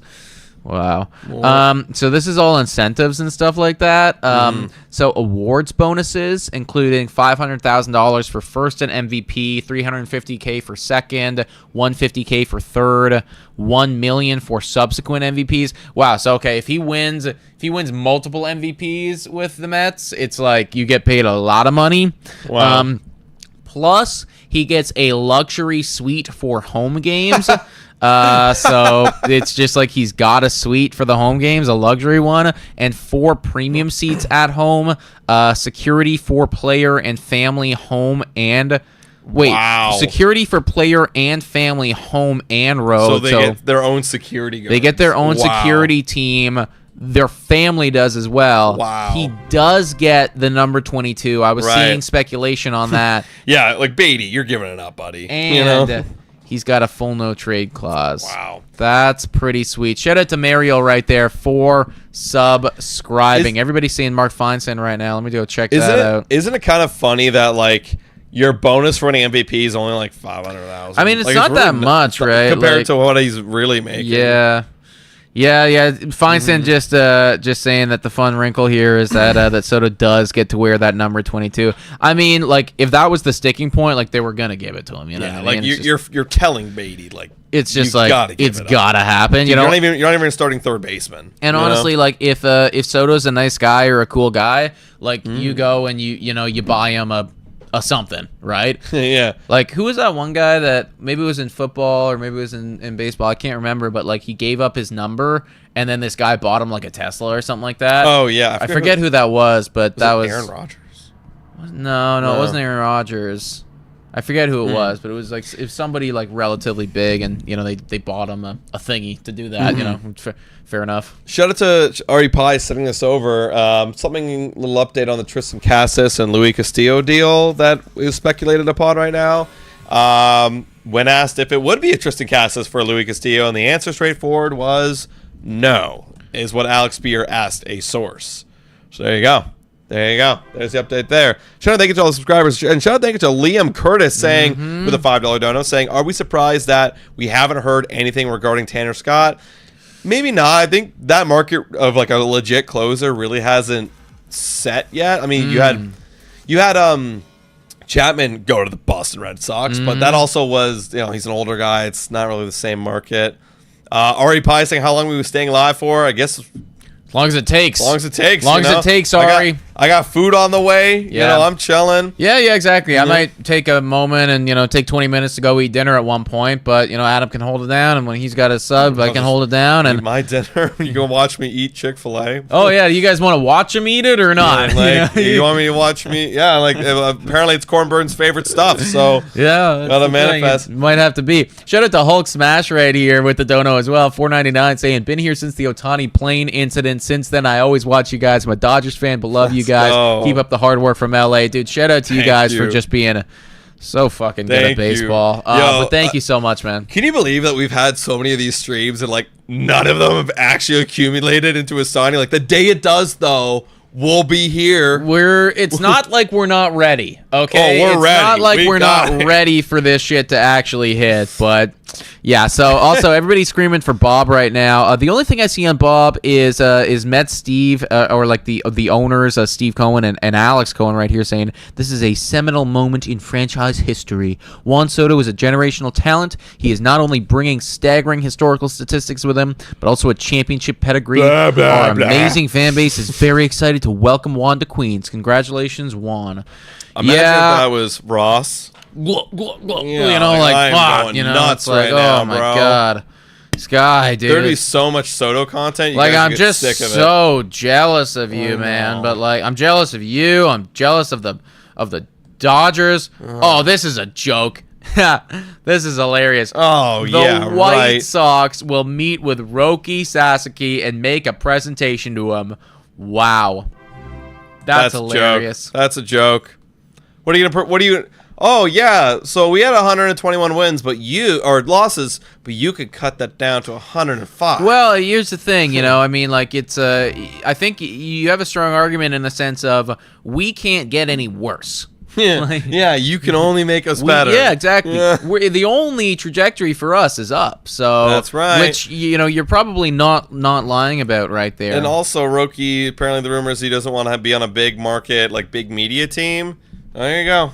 There's the White Sox for you. Yeah. You don't have any media coverage there. The only media coverage they had last season is how many losses are they getting? Actually, they probably had more media coverage than the Rockies, let's be honest, because of how many losses. Yeah, exactly. I mean, probably the least talked about team is actually maybe the Marlins. They're pretty bad too. Nobody talks about the freaking Marlins, dude. Yeah, nobody does. Nobody does. Who really talks about the Marlins? Shout out to all the subscribers that are coming out right now.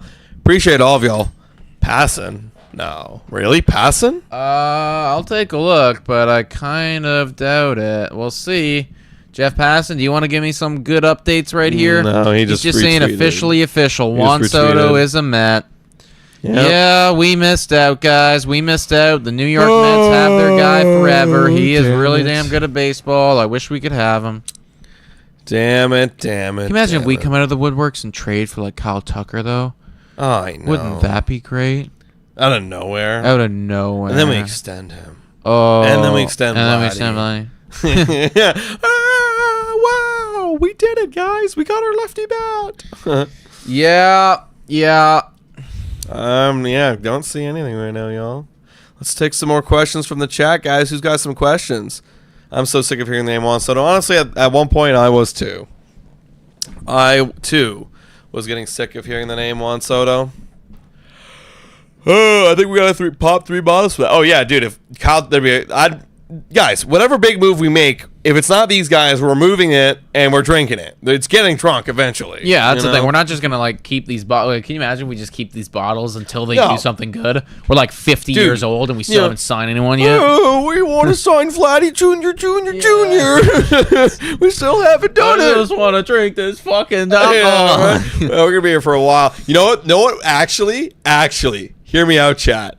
We get a Ross Atkins bottle if this season becomes a failure, or like, fuck it, honestly, we'll get a Ross Atkins bottle anyways for when he gets fired. Well, I don't know if I'll tell you right now, whether we get a bottle or not get a bottle, that stream, whenever, if that does happen, it's gonna be insane. I'm getting a bottle. I am literally, I have never felt so much like, not anger's not the right word. Frustration, disappointment, confusion. Yeah, about an individual and their actions with my favorite sports team. Oh yeah. Like, so I will drink a bottle of whatever in honor of you leaving. I will do it. I will be so happy. I'm gonna get drunk that night. I'll be getting drunk. Probably, yeah, probably. It will turn into a legit party. Like, if we're not gonna get signing big guys and whatnot, let's party and celebrate the reason why, or the night that we get rid of the guy who made that all happen, or not happen, I guess. Nothing new right now, everybody. The same conversation. So while we're waiting, you guys let us know, what do you think about the trade that transpired yesterday, the Andres Jimenez and the Spencer Horwitz deal? Shout out to Nick, 9920 right there, for subscribing. Was that a good deal? Was that the right move? What do you think about it? Also, guys, 693 likes. Wow. Can we get up to 700 likes on the stream? We might have a chance. If Corbin Burnes actually does sign tonight, we might have a chance to get up to 1,000 likes. And would not that be something special? That would be amazing. Is Ross sleeping? Like, dude, literally. That's the thing. Like, I would. Can you man? imagine if, like, legitimately it came out that that's actually what's happening? Also, a lot of people in here saying Carsey, saying mid deal, Fun saying L trade. A lot of people saying it's kind of like a mid deal, good deal, wrong player for the team. Currently, says Omac. That's honestly, you could be onto something right there. I've seen so many polls. I actually saw one. Shout out to Sophie if you're in the chat. Sophie made a poll today. I've been like, "What do you think of the deal?" And it kind of the 3-tier that we did yesterday, like good deal, meh, and then like bad. Yeah. And it was very similar. It was like 30% good deal, 50% mid. Or it was like 35 good, 55 mid, and then like the rest little sliver being bad. So like that's kind of where people are at. Yeah. I'm in the mid right now because I don't know. You can't really call it a good or a bad one until it's all over, you know? Yeah, I get it, dude. I think you can say that for every trade, but literally, this one especially feels like we don't know enough about what Spencer Horwitz is going to be in the MLB. I mean, that's the thing. Like, I do think I'll be honest. I think we know who Andres Jimenez is in terms of an offensive player in MLB, and I don't think it was the guy in 2022. You know, I just think that you're like, if you're holding out hope for that, like, you're going to be thoroughly disappointed. You honestly, you just got to hope that he doesn't have like a 630 OPS, which is which is what he had last year. You know? Exactly. Like, give me somewhere between 630 and the 800, please, and I'll be much happier. Oh, what's next for the Blue Jays on MLB Network? Shai Davidi talks about their offseason plans and more. Oh. He was just on the MLB Network. Oh, let me play it for y'all, guys. Shit. Let me play it for y'all so y'all can listen, all right? Here we go. MLB Network. This is Shai Davidi. Let me throw it up here so you guys can have a visual, too. Yeah. Cool. We have something about the Blue Jays. We're going to listen to this live, everybody. We're going to listen to this live. This is going to be the first time that we are hearing this too, everybody. Yeah, let me just pause this so it doesn't play. Here we go. So where do you think they go from here, Shai? I think they're still looking for a starting pitcher who's still in an ideal world, like to get some sort of middle of the lineup type of bat. And, Teoscar Hernandez is someone who's familiar to them. I do think he makes a lot of sense for them. Ross Atkins said publicly that there is interest on their side for a reunification. I think under the right circumstances, if he understood that Vladimir Guerrero Jr. was going to be longer term with the team, there's probably some interest in your reunification there too. So that's one to keep an eye on, but I think that's a ceiling move. I think we could see a lot more floor-raising moves as well. Final year, Vlad Jr. and Bo under contract, and talking with our friends at the Fan 590, of course, the radio station in Toronto. We're trying to guess what Vlad's value could be. And originally, I'd said maybe something like Rafael Devers' deal, 10 years, $313 million. When I saw the Soto deal, Shai, I go, this guy's getting $400 million. And I believe the time for the Blue Jays to have signed him has now passed. I think he sees the numbers, and he wants to test free agency. How do you see it? I still think there's an opportunity and a pathway there, because I do think there's mutual interest. I mean, there'd have to be. And, you mentioned it, the Blue Jays core, it's the control of it is expiring. And if you're going to really extend that window, it has to be done with an extension for Vladimir Guerrero Jr. first. And then that leads to some dominoes. When I talked to Bo Bichette in September, he said, yeah, I'd love to stay here, but I want to do it with Vladimir Guerrero Jr. So that opens a lot of doors. The goalposts definitely moved with Juan Soto's deal. How much they moved, could they replicate that type of frenzy next offseason for him as a free agent? I think that remains to be seen, but he wants to be in Toronto under ideal circumstances, but the money has to be there. I think the Blue Jays need to do it. It's just a matter of the two sides finding that sweet spot. Okay, you mentioned starting pitching. Let's bring Corbin Burnes into the equation here, because if I'm Corbin Burnes, I need to know if the best player of the team is committed there. You need to sell me on committing to 7, 8, 9 years, Corbin Burnes. Can Toronto do that, which means can they be the high bidder for Corbin Burnes? In theory, they can. I don't necessarily know that that's the deal that they make. I think what they've done with a lot of the top free agents is explored what the contract would be, and they've stayed with their valuation and saying, okay, if this deal ends up the way that we see it, then great, we'd love to get this player. And it really hasn't aligned because the market has been so aggressive.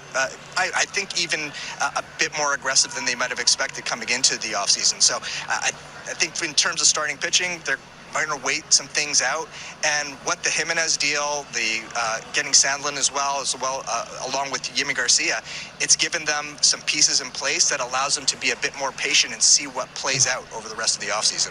What a play. Shy sold, everybody. Yeah. Shy kind of sold right there, guys. Yeah. All of that sucks. Yeah, like... Wow. I hate that. I hate everything that I literally hate everything that I just heard right there. Basically, yeah, the big line there was like they raised their floor with the whole Jimenez thing. Bro, and like, what the fuck? What? From 74 to 78? Yeah, it's like and like, let's face it, that right there is being kind of generous. That is think. being like, generous. I do not. I'll be honest. Bo's back and, I don't think that their floor is. Actually, that's a good question right now. What do you think their floor of wins is? Serious, the floor with the current bullpen they have right now. The current everything. I mean, the bullpen was the worst in the league last year, so how much worse can it actually get? With a healthy Bo, I mean, well, the floor could be. Here's the thing: the floor could be 60 wins, because if Vlad's hurt, if Bo's hurt, if Barrios is hurt or Gosman's hurt, the floor is 60 wins. 60 wins, yeah. But if they're healthy, assuming they're all healthy. I would say, assuming what normally happens. Yeah, in a couple MLB get hurt, season, maybe. Like there's gonna be some injuries that happen. Yeah, like honestly, what they did last year is 74 wins. 70. I'll go 70. Yeah, I think I think the floor is 70. Yeah, and 70. the ceiling might be 80. Like that's where I'm at right now, because I don't have much of a ceiling associated with this team right now. The ceiling would have to what would the ceiling entail? Vlad has an MVP year. Bo's back to being Bo. Jimenez has 2022 year. That's something. You need a lot to go right. All the pitchers need to be popping off. Did you say Springer going? No, I'm not even counting that into the. I'm not even counting that. I would say Springer just getting serviceable. Getting serviceable would be nice. Kirk getting serviceable. Then honestly, and with the rotation, it's very good. 84. Well, yeah. That's the thing. That's a lot of things. There's a lot of things that got to go right. I'd say 84, maybe, 84 wins. Also, ET Hockey, shout out to you. Thank you very much for the donation. $279 dono there, saying, you rather have Leafs sign McDavid or Jay sign Soto? Jay sign Soto. Well, because I'm not really a Leafs fan, so that's easy for me. I mean, yeah, like, I'll be honest, like, if the Leafs actually did sign McDavid, like, that would be the type of move that, like, actually gets me back into hockey and back onto the Leafs, because like he is a cool Canadian boy and like I do love all that. But yeah, Jay signed Soto. Yeah, for sure. Also, people are saying, Bob, there's just more breakdown of the Soto contract really right now. So also, Zeke Witz saying, how do I become a member? There should be like a way to do it, just like right next to the chat. Like if you go, like you can chat publicly right there, and then like right next to it, I think it'll be like, show your support for Blue Jays today. Yeah, and you can become a member right there. Alternatively, there's some very, very nice people in the chat that very regularly will gift out memberships. So if you stick around, that's right, maybe You'll just get lucky. You never know. That's right. Bellinger or Profar is asking John Quimby. I'll take Profar because you don't have to trade for Yeah, it. I was going to say, assuming we're having to trade assets away for 1 year of Bellinger or 1 or 2 years of Profar for like, what, 25 million total? 30 million maybe? I'll take that. Yeah. To go back to that whole Shai Davidi conversation right there that he just had, a couple things. Like one, obviously the Burn stuff, which we'll talk about, I guess, more in detail as the night goes on. But the whole Vladimir Guerrero Jr. stuff, like, the guys on MLB Network, I kind of agree with them where they're saying that they've missed the boat on re-signing Vladimir Guerrero Jr. extending. I should say extending him, not re-signing him, but extending him. But then Shai Davidi came out and was like, well, like I think that there is still an opportunity for it or a window of opportunity. Sure. I mean, there always will be an opportunity if the price is right.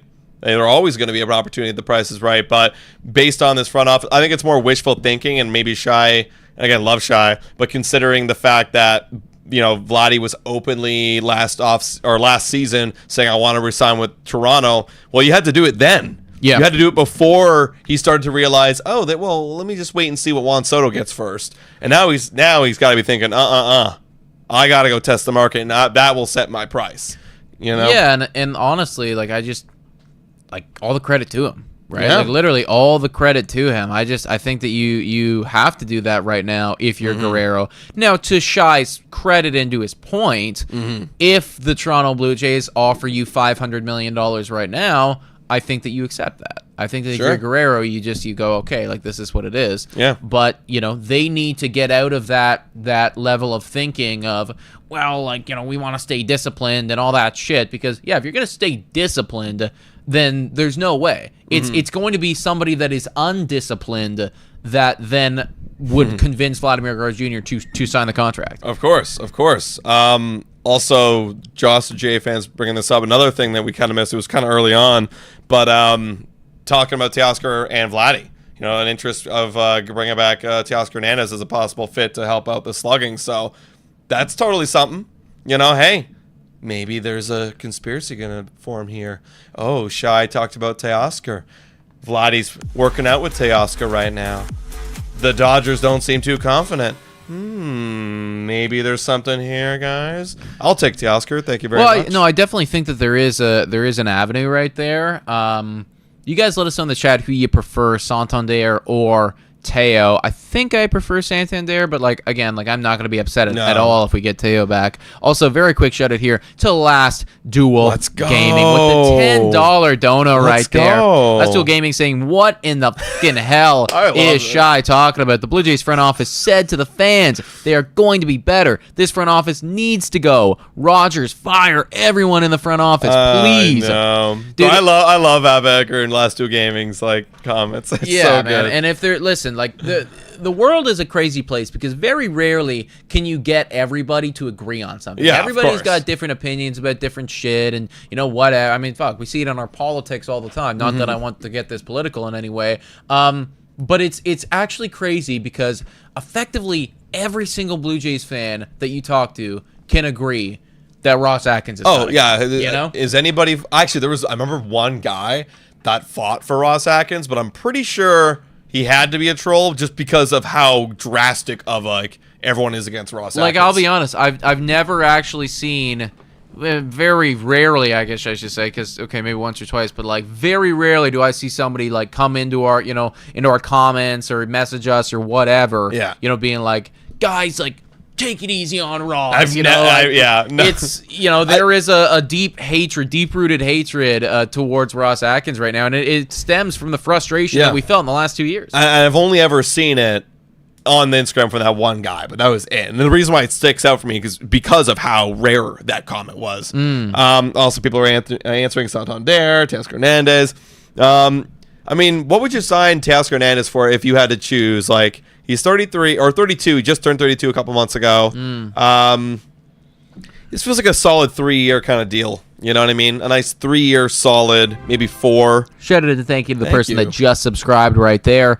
Because I'm trying to project the fall off eventually. I do think he's got a couple good. I mean, obviously he stays in great shape, and I think Teoscar Hernandez looks like he's aging pretty good based off what we saw last year too. Maybe he's got a couple more years in him, so like that's why I'm not like so off of it. And then a Santander, and what I really love honestly is the high batting average, because it's like, at least if you don't have the power, if you hit like mid 25 homers, well, at least you're still giving me a 270 for sure. batting average. Yeah, that is the trade-off, right? Like, you know, Teo has never hit 44 bombs before, but, you know, Santander is probably not going to be a 290 hitter. And not saying Teo will either, but he's got that in his bag potentially. Right.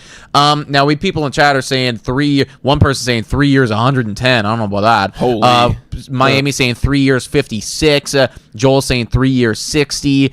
I think those are kind of low at this point. Those are a little low. Because honestly, like, just with the year that he had, I think that he's going to get more. Miami now saying 3 years, 72. I think that's getting closer. I feel like at the end of the day, Teoscar Hernandez is going to want to become a mid-20s average annual value guy. So I don't know if this is accurate or not, but maybe I'd say like 3 years, 75, and see, like, kind of gauge where he's at. If it starts to get dramatically more than that, that's where I'm like, yeah, like I don't know. I could see if they're like split on the years in the AAV, like maybe you go 3 years 80 and then like 4 years 90 or something. Like, I don't know like how they'd want to work. It all depends on what does he want money more, or does he want security more? Like what's he kind of, because you are turning 32 this upcoming season. How much left do you have in the tank? Do you try to fill it out right now, or what? Because ultimately I think a 3-year deal would be great for the Jays. You know, it's like you get him till he's 35. Okay, probably that last year isn't going to be the best of production, but maybe you include an option year in there of some kind. But I think you're looking at an average annual value of $25 million or around that. Right. We got a lot of donos Pie in here donating $6.99, saying someone close to the organization told me just now they offered Santander 3 years for $80 million. There you go. Just letting you know, maybe true, but also I assume you go on to say also could not be true. That's what I just threw out for Hernandez. I mean, that makes the little bit of sense. Yeah, you know? Yeah. I think that Santander, like, if that's the offer, I think he's gonna want more years than that, because he's got the benefit of being 2 years younger than Teo, which is I think why I'm more on him than Teoscar Hernandez. But again, who knows if that's true or not true. Thank you very much for sharing, Ari. We do appreciate that. Thank you for the donation. I hope that's true, because then at the very least, you know, they're in on it right now. Of course. KD also coming out here with a $5 dono saying, not defending Atkins, but there is a non-zero chance that nobody is signing with us because nobody wants our money. A lot of double negatives in there. So there is a chance? I assume what he's trying to say is that it's very tough to sign people here because of, you know, our situation in Canada and stuff like that, which is very, very true. But ultimately, you got to get it done, right? Like, it's really hard to hit a major league fastball, but, you know, when you're striking out every time, I'm going to get on you. And same with Atkins, right? It is difficult to convince people to come here. I fully understand that. But if we want to get better, somebody's got to do it. You got to do it, right? Zeke Witt saying, I generally can't find the join button. I think you could also find it on our channel, but also thank you for the dono too. Thank you, man. I appreciate that. You can go to our channel and say join membership, or go to the membership tab, and there'll be an option there too. So I don't know where it is on, like, some people, and also I don't know what device you're on too. Like, I think it's different from different devices. So yeah. When is your food, Adam? Actually, it's almost here, guys. It's literally 1 minute away. 1 minute away. Okay, the Yankees have cooled on Christian Walker. All right, good. Yeah, you guys don't need that guy. You guys don't need that guy. Yeah, that's what Darius Glover is tweeting out from. I assume Joel Sherman said that, but okay, they've cooled on Christian Walker. There you go. Yeah. You guys don't need that at all. Let's cool down, guys. Cool down on that guy, players. And we'll pick him up. Oh, this is interesting. Who wrote this article? This was Shai Davidi, who just popped on MLB Network, everybody. Again, shout out to Just Jays fan for taking this snippet. Teoscar Hernandez fits the bill, and GM Ross Atkins publicly expressed interest in bringing him back, a feeling the outfielder is thought to recoup. I can't even say that word. Reciprocate, as long as Vladimir Guerrero Jr., eligible for age next year, is with the club longer term. Oh. Well, he's not right now. Bo Bichette, who can also hit the open market next fall, said in September his ultimate goal is really to play with Vladdy forever, to win a championship with him, and to do that with this organization. So we knew that. So, okay. There you go, y'all. Man, it keeps coming back to Vladdy. We gotta get Vladdy extended for anyone to want to come here. Dude, I literally, I think I made a video room with I think we've made multiple video rooms talking about how that's the problem. Like, where was it here? Also, shout out to Brian right now for becoming a starter member of the channel. Thank you so much, man. And also to Last Duel Gaming for another $10 dono, saying there is no way Teoscar Hernandez is coming back to Toronto. The Blue Jays front office fucked up last year. I'm so tired of this front office. They can't tell the truth at all. Go help the Blue Jays. Wow. Well, I mean, I think you could be onto something right there, Last Duel Gaming. I'm hoping, though, that that's not the case and that Teo just, like, loves us so much that he's willing to come back. But I certainly hear what it is that you're saying right there. But I guess to go back to the whole Guerrero stuff, we've been talking about this now for months. Even at the beginning of last offseason, we were talking about this. We were just saying it's like it's going to be so difficult to get free agents when they don't know what your future entails as an organization, right? And you look around the league and you look at, I didn't think you the person that just subscribed, you look at, somebody like a Rafael Devers on the Boston Red Sox. Well, when they're trying to get guys, they go, well, we have Rafael Devers locked up for time. We also just had the breakout of Jarren Duran, who's going to be on our ball team for quite a couple of years. We have a direction, Let's go. Right? You look at the Yankees and you think about, Aaron Judge, who's locked up for forever, and Garrett Cole and all those guys. Like, they got a direction.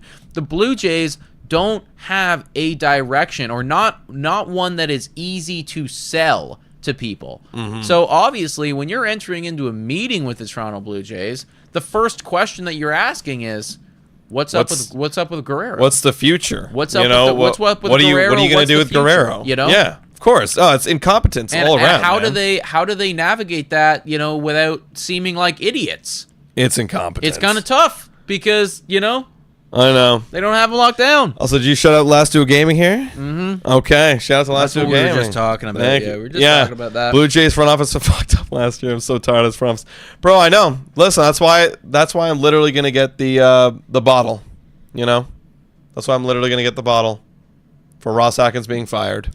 Oh, also, MLB Network is out here proposing other hypothetical trades. Oh, interesting. Jaden just messaged us on Twitter, but I imagine that this is something that can be found on MLB Network or something like that. I think I can pull it up through here. Yeah, where maybe message requests? What the frick? No. I opened it? I don't know. What the heck is going on? Oh, it's right there. Oh, shit. Where is it here? Back to message requests? No, you're missing it. Go back. Yeah. Go back. Oh, go back here? Yeah.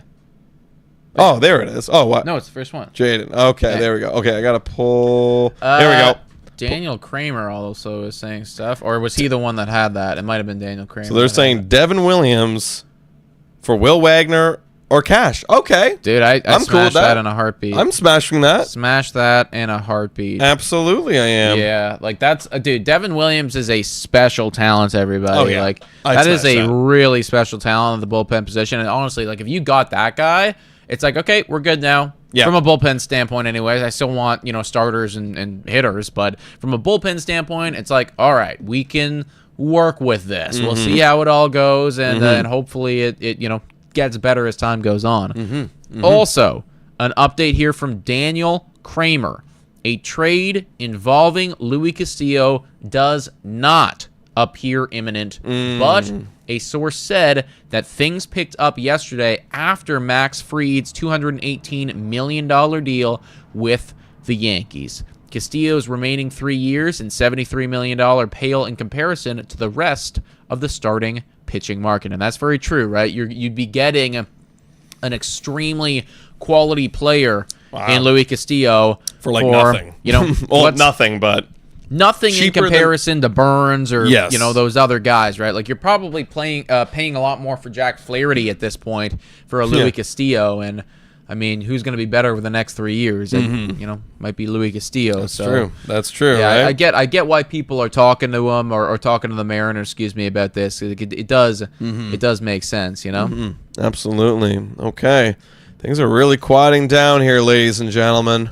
Really quieting down, but we appreciate the 1,185 of y'all that are right now in this chat. Yeah, shout out and thank you to. Thank you to Super Stacked Gaming. Let's go. Yeah, really quieting down right now, but hopefully something pops up soon. When was the last time we heard about, literally I think the last time was like the Bay Area guy. That was over an hour ago. Yeah, can you believe it? 1 hour and 20 minutes ago was our last Burnes update about Giants have momentum. You know what? I said this when it first came out. I hope it stalls. I hope that they're having this meeting because it's like, well, what are you going to offer me? Yeah. This is the offer, and maybe they're not getting it. Maybe they're not getting it. I don't know. Adored Carrot says, is he signing today or no? We hope so, right? A lot of the insiders were projecting that it could happen this evening. So we hope that that's the case. I mean, it would be nice. We definitely want to see it happen. Also, folks, we are currently 30 subscribers away from 27,500, guys. So if you haven't already done so, please hit the subscribe button and like up the stream. We appreciate you all so much. Pizza Bone in there saying, yo, new subscriber here. Shout out from the Philippines.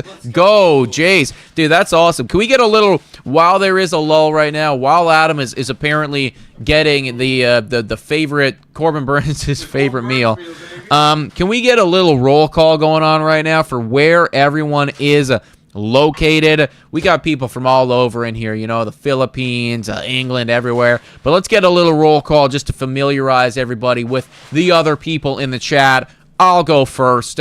Obviously, we're downtown Toronto. All right. Fuck yeah. Corbin Burnes meal, everybody. I got the Corbin Burnes meal. Adam got the Corbin Burnes. We got the Corbin Burnes drink. We also got the Corbin Burnes meal. So, sponsored by Chick-fil-A, listen, we're doing everything in our power right now to make it so this happens. Everything in our power. And, like, nobody can say that Blue Jays today isn't pulling their weight, okay? That's right. Also, a ton of different, so many people commenting in the chat where they're from. I love to see it, guys. And just as I can't read, I would love to read all of you guys off. I can't because there's so many of you. But just as I expected, it is all around the map. Just to shout out a couple here. Southern California, Kansas. From people around the GTA like Sudbury. We've got British Columbia in here. Prince Edward County, Cape Breton. Tons of Mexico.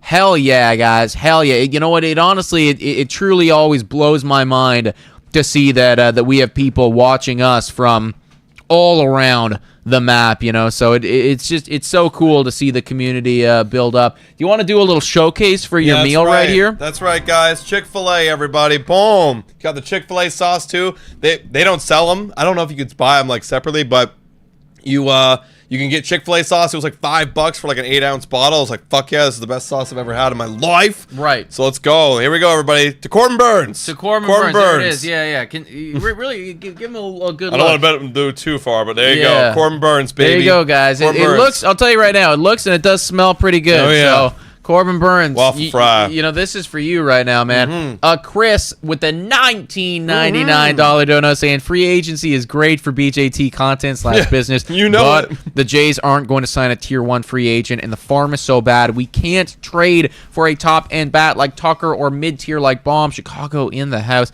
dude. Shout out to you, man, for being in Chicago. That's awesome, dude, and the donation, man. I hear everything you're saying. I just hope that you're wrong. That's it. I just hope that you're wrong, bro. This season's different. It's like that's literally all you can hope for is that they are going to do it, every year. And that's the thing. People get angry at us. They're like, guys, stop making content around this, Oh, so just don't show up to work is what you're saying. Like, because they never do it. Like, that's not lost on us, folks. We fully understand that there has been a lot of times that, they've been said they're going to doing something and they don't actually do it. Well, we just got to hope that this is a different year. And we got to make content, too. Like, what are we going to do? Not talk about the things going on about the Toronto Blue Jays? This is the conversation, Adored Carrot with a $279 dono saying, I'm 2 for 2 on foods. I got Soto's and Corbin's foods. Shout out to Adored Carrot right there. Feeding the gentleman, man. We got to love it. We got to love it. Let's take a look right now. More people telling us where they're from. Cambridge, Ontario. Let's go, man. Levy Luna. Who is Levy Luna, man? Who is Levy Luna? Is that a person that we should be looking up right now? Sounds like adult film star. Literally, man. Literally. I that's actually the first thought that I had right there. I was like, what? What do you want me to look up right now? Okay, so apparently Levy Luna is saying it is not, and maybe it is in their off time. I'm not sure. But Levy Luna is saying, breaking, Jonathan Loaizaga and Yankees close to a deal if they get an agreement from the Nicaraguan right-handed pitcher would be pending a physical. Fuck me, man. So that is literally another target of the Toronto Blue Jays that is apparently close to going off the board. All right, bye. Well, honestly, I don't even really want. I'm not butthurt. If this was like Tanner Scott and we've already lost, Kenley Jansen and a ton of other relievers out there, I'm like, all right, well. That would suck, but you're Jonathan Loaizaga. There's 1,000 of you out there. There is quite a few of those people out there. That being said, though, I mean, it just feels like we're getting left behind. Also, shout out to Danny Prue for just subscribing. W's in the chat, too. Danny Prue there. Let's go. Yeah, I mean, it's tough, guys. It's a tough world out there. It is so silent right now in this universe. Where the hell is the free agent updates and news? We have the Corbin Burnes meal. I'm literally generating the momentum. I'm putting it to the universe the right Corbin Burnes bottle. Like, what's going on? What's going on, guys?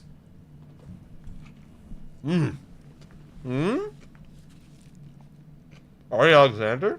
Ari Alexander, I'm looking it up.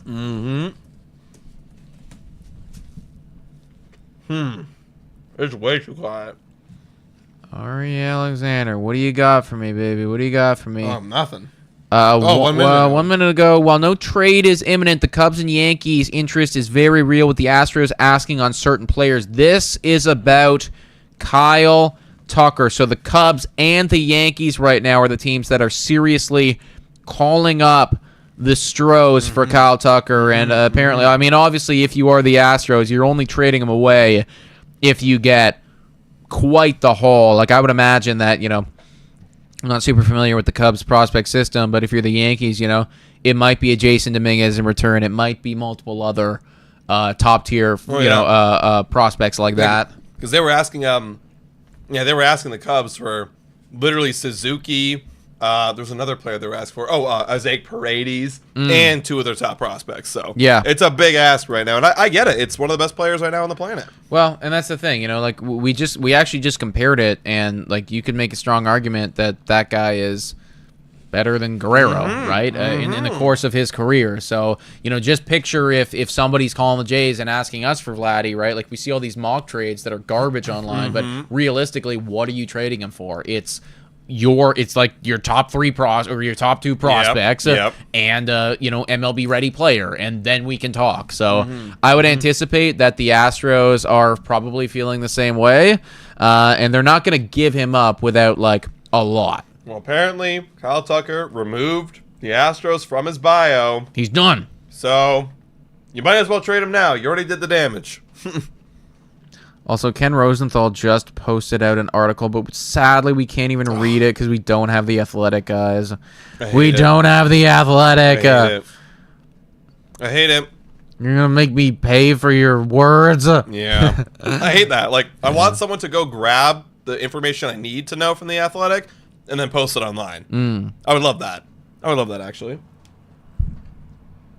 Looking on Twitter right now, everyone. Still waiting for something to break, folks. Nothing new right now. We got 1,100 people in here. Let's go.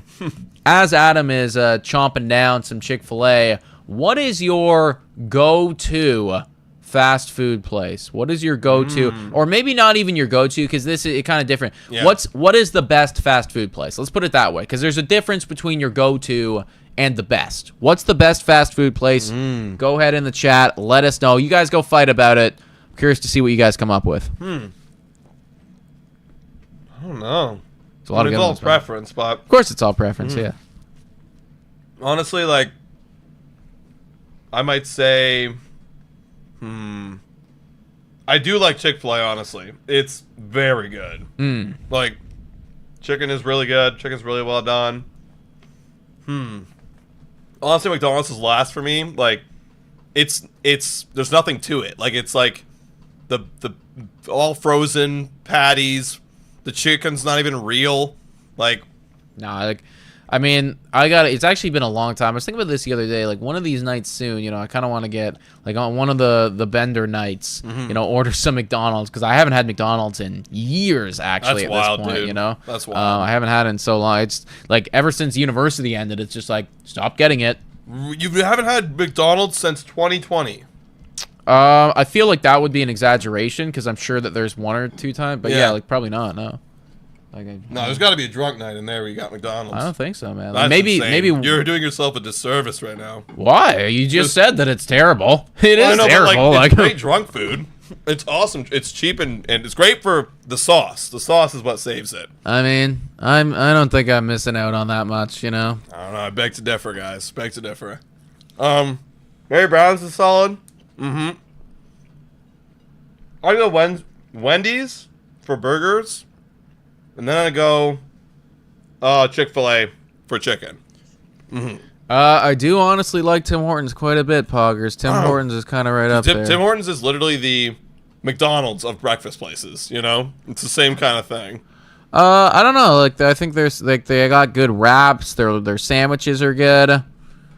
I look at Tim Hortons as being as a higher quality than a McDonald's. I don't know what Tim Hortons you've been like. Tim Hortons, if you unwrap it, it's like, what the fuck is this? It's like nothing. It's like literally nothing. Like, they're getting smaller day in and day out. I'll give them that. You know? Yeah, they're definitely getting smaller They're for getting cheaper. sure. Yeah. Like, back in the day, like university, they were full sandwiches, full wraps. Now they're like so tiny. They are getting smaller. Yeah, I definitely don't love that, to be honest. Chipotle. I like Chipotle too. Yeah, right now the Yankees and Jonathan Loaizaga are in deep talks, apparently. So that's kind of the latest update right here on the free agency front, that the Yankees and Jonathan Loaizaga are getting very, very close. I am not seeing anything on Corbin Burnes and the Toronto goddamn Blue Jays. Starting to go really quiet. Really, really quiet. Where are my updates? Where are my updates? Really, really quiet. Hey, guys, any real news at all? Literally, yeah, it was Jonathan Loaizaga, like Nick said. That was it. Well, we'll keep looking for a little while longer, and potentially, if it stays like this, folks, maybe we'll call the stream for a while, but leave the set up in case something breaks right now. Yeah, because it doesn't look like anything's happening. Quick clips of St. Patrick Mooney. So let me take a quick look and see what that guy had to say. See if there's anything here. Also, folks, we are 13 subscribers away from getting to 27,500. So if you haven't already subscribed, now I'm gonna be in the time to know. Patrick Mooney? Yeah, it's Patrick Mooney. This is from The Athletic right here. Oh, fucking damn it. We can't watch it. Yeah, he's got it. Or look at it. Wait, this is the New York Times. Do I get... No, it's The Athletic. It's The Athletic, damn We're it. hearing about Chicago Cubs during a fast-moving offseason. Kyle Tucker is like, what they're hearing. I wish I could hear it, Patrick. I can't hear it, But Patrick. you guys started upcharging Your Athletic. It used to be like $1 a month, and then they changed it without me even knowing. Awesome. Yeah, $1 was That's awesome. $12. And then they changed it, and like it was like $9 or $10, and I didn't even notice it. But like I was getting charged for it, and I'm like, I'm not paying for this shit anymore. Yeah, like, what the hell? Why would I pay $10 for this? You Like know? I was like, I read maybe 1 or 2 of your articles a month, maybe. Yeah. Like this is not Probably worth this time it of to me. year I read it the most, but Yeah, Yes. during the regular season, I'm like never. Literally Listen, never, I dude. never. I rarely ever do that. So, MLB trade rumors. what do you got, MLB trade rumors? Now that's a site that I can get behind. That's a free site. Yo, they started charging for some articles too, eh? Did they? Yeah, but Don't they're like do specialty it, guys. articles. Don't do it. Oh, looks like the Nationals are interested in Gleyber Torres. That's fun. Nationals, they got their first overall pick. They're like, did. we feel good. They really lucked out with that one, and like, not that they're super exciting, but there's a couple young guys over there that you can start to get behind. You know? Yep, definitely. Get a little Gleyber Torres action. Yeah, I could see Gleyber Torres going to a squad like that. You know, kind of a rebuilding, retooling type of team. You know, get himself a nice payday, and then just kind of like be there. Now that we got Jimenez, it just doesn't feel like the Jays are going to be interested in him at all. No, yeah, absolutely. Like, we're out of that one for sure. That would have been a fun one to, I guess, watch because it was up there in the trade rumors. But yeah, that was about it. Stop saying his name like Gleyber. Yeah, I gotta say Gleyber. I know it's Gleyber. I just always say Gleyber. But yeah, I know it is Gleyber Torres. Just I don't know. It sounds better to me, Gleyber Torres, but I know it's Gleyber. Yeah, I mean that's kind of where we're at right now, everybody. But That is where we are at. But honestly, folks, like, you know, we will be back if Bird signs. I mean, if he goes to the Mets or I guess the Giants, well, we're cooked. But might have to we will do a reaction stream regardless of where he signs everybody, just to because that's obviously, you know, changes the outcome for the Toronto Blue Jays moving forward. All right, so yeah, we'll end it, I guess, here, everybody. But honestly, y'all, we appreciate you guys. Like, literally 1,100 of you guys in the chat, still almost 3 hours into this stream. Unfortunately, we didn't get the signing we got. However, here's the thing: we'll be back if he signs, or if it's starting to pick up and look crazy, we could even be back right away. Yeah, we might, honestly, like, if the rumors start flying again, folks, we'll just hit the go live button again, and we will be there momentarily. So stay tuned with the Blue Jays today, boys. Thank you so much for everybody for coming in and liking. We almost got 1,000 likes on the stream. Actually, we're 9 likes away from 1,000. So if you guys just wanted to hit the like button and we could get that'd be incredible. Oh, that'd be so cool, guys. We'll see if you guys do it. 997. 3 more, y'all. The counter is here. We're almost there.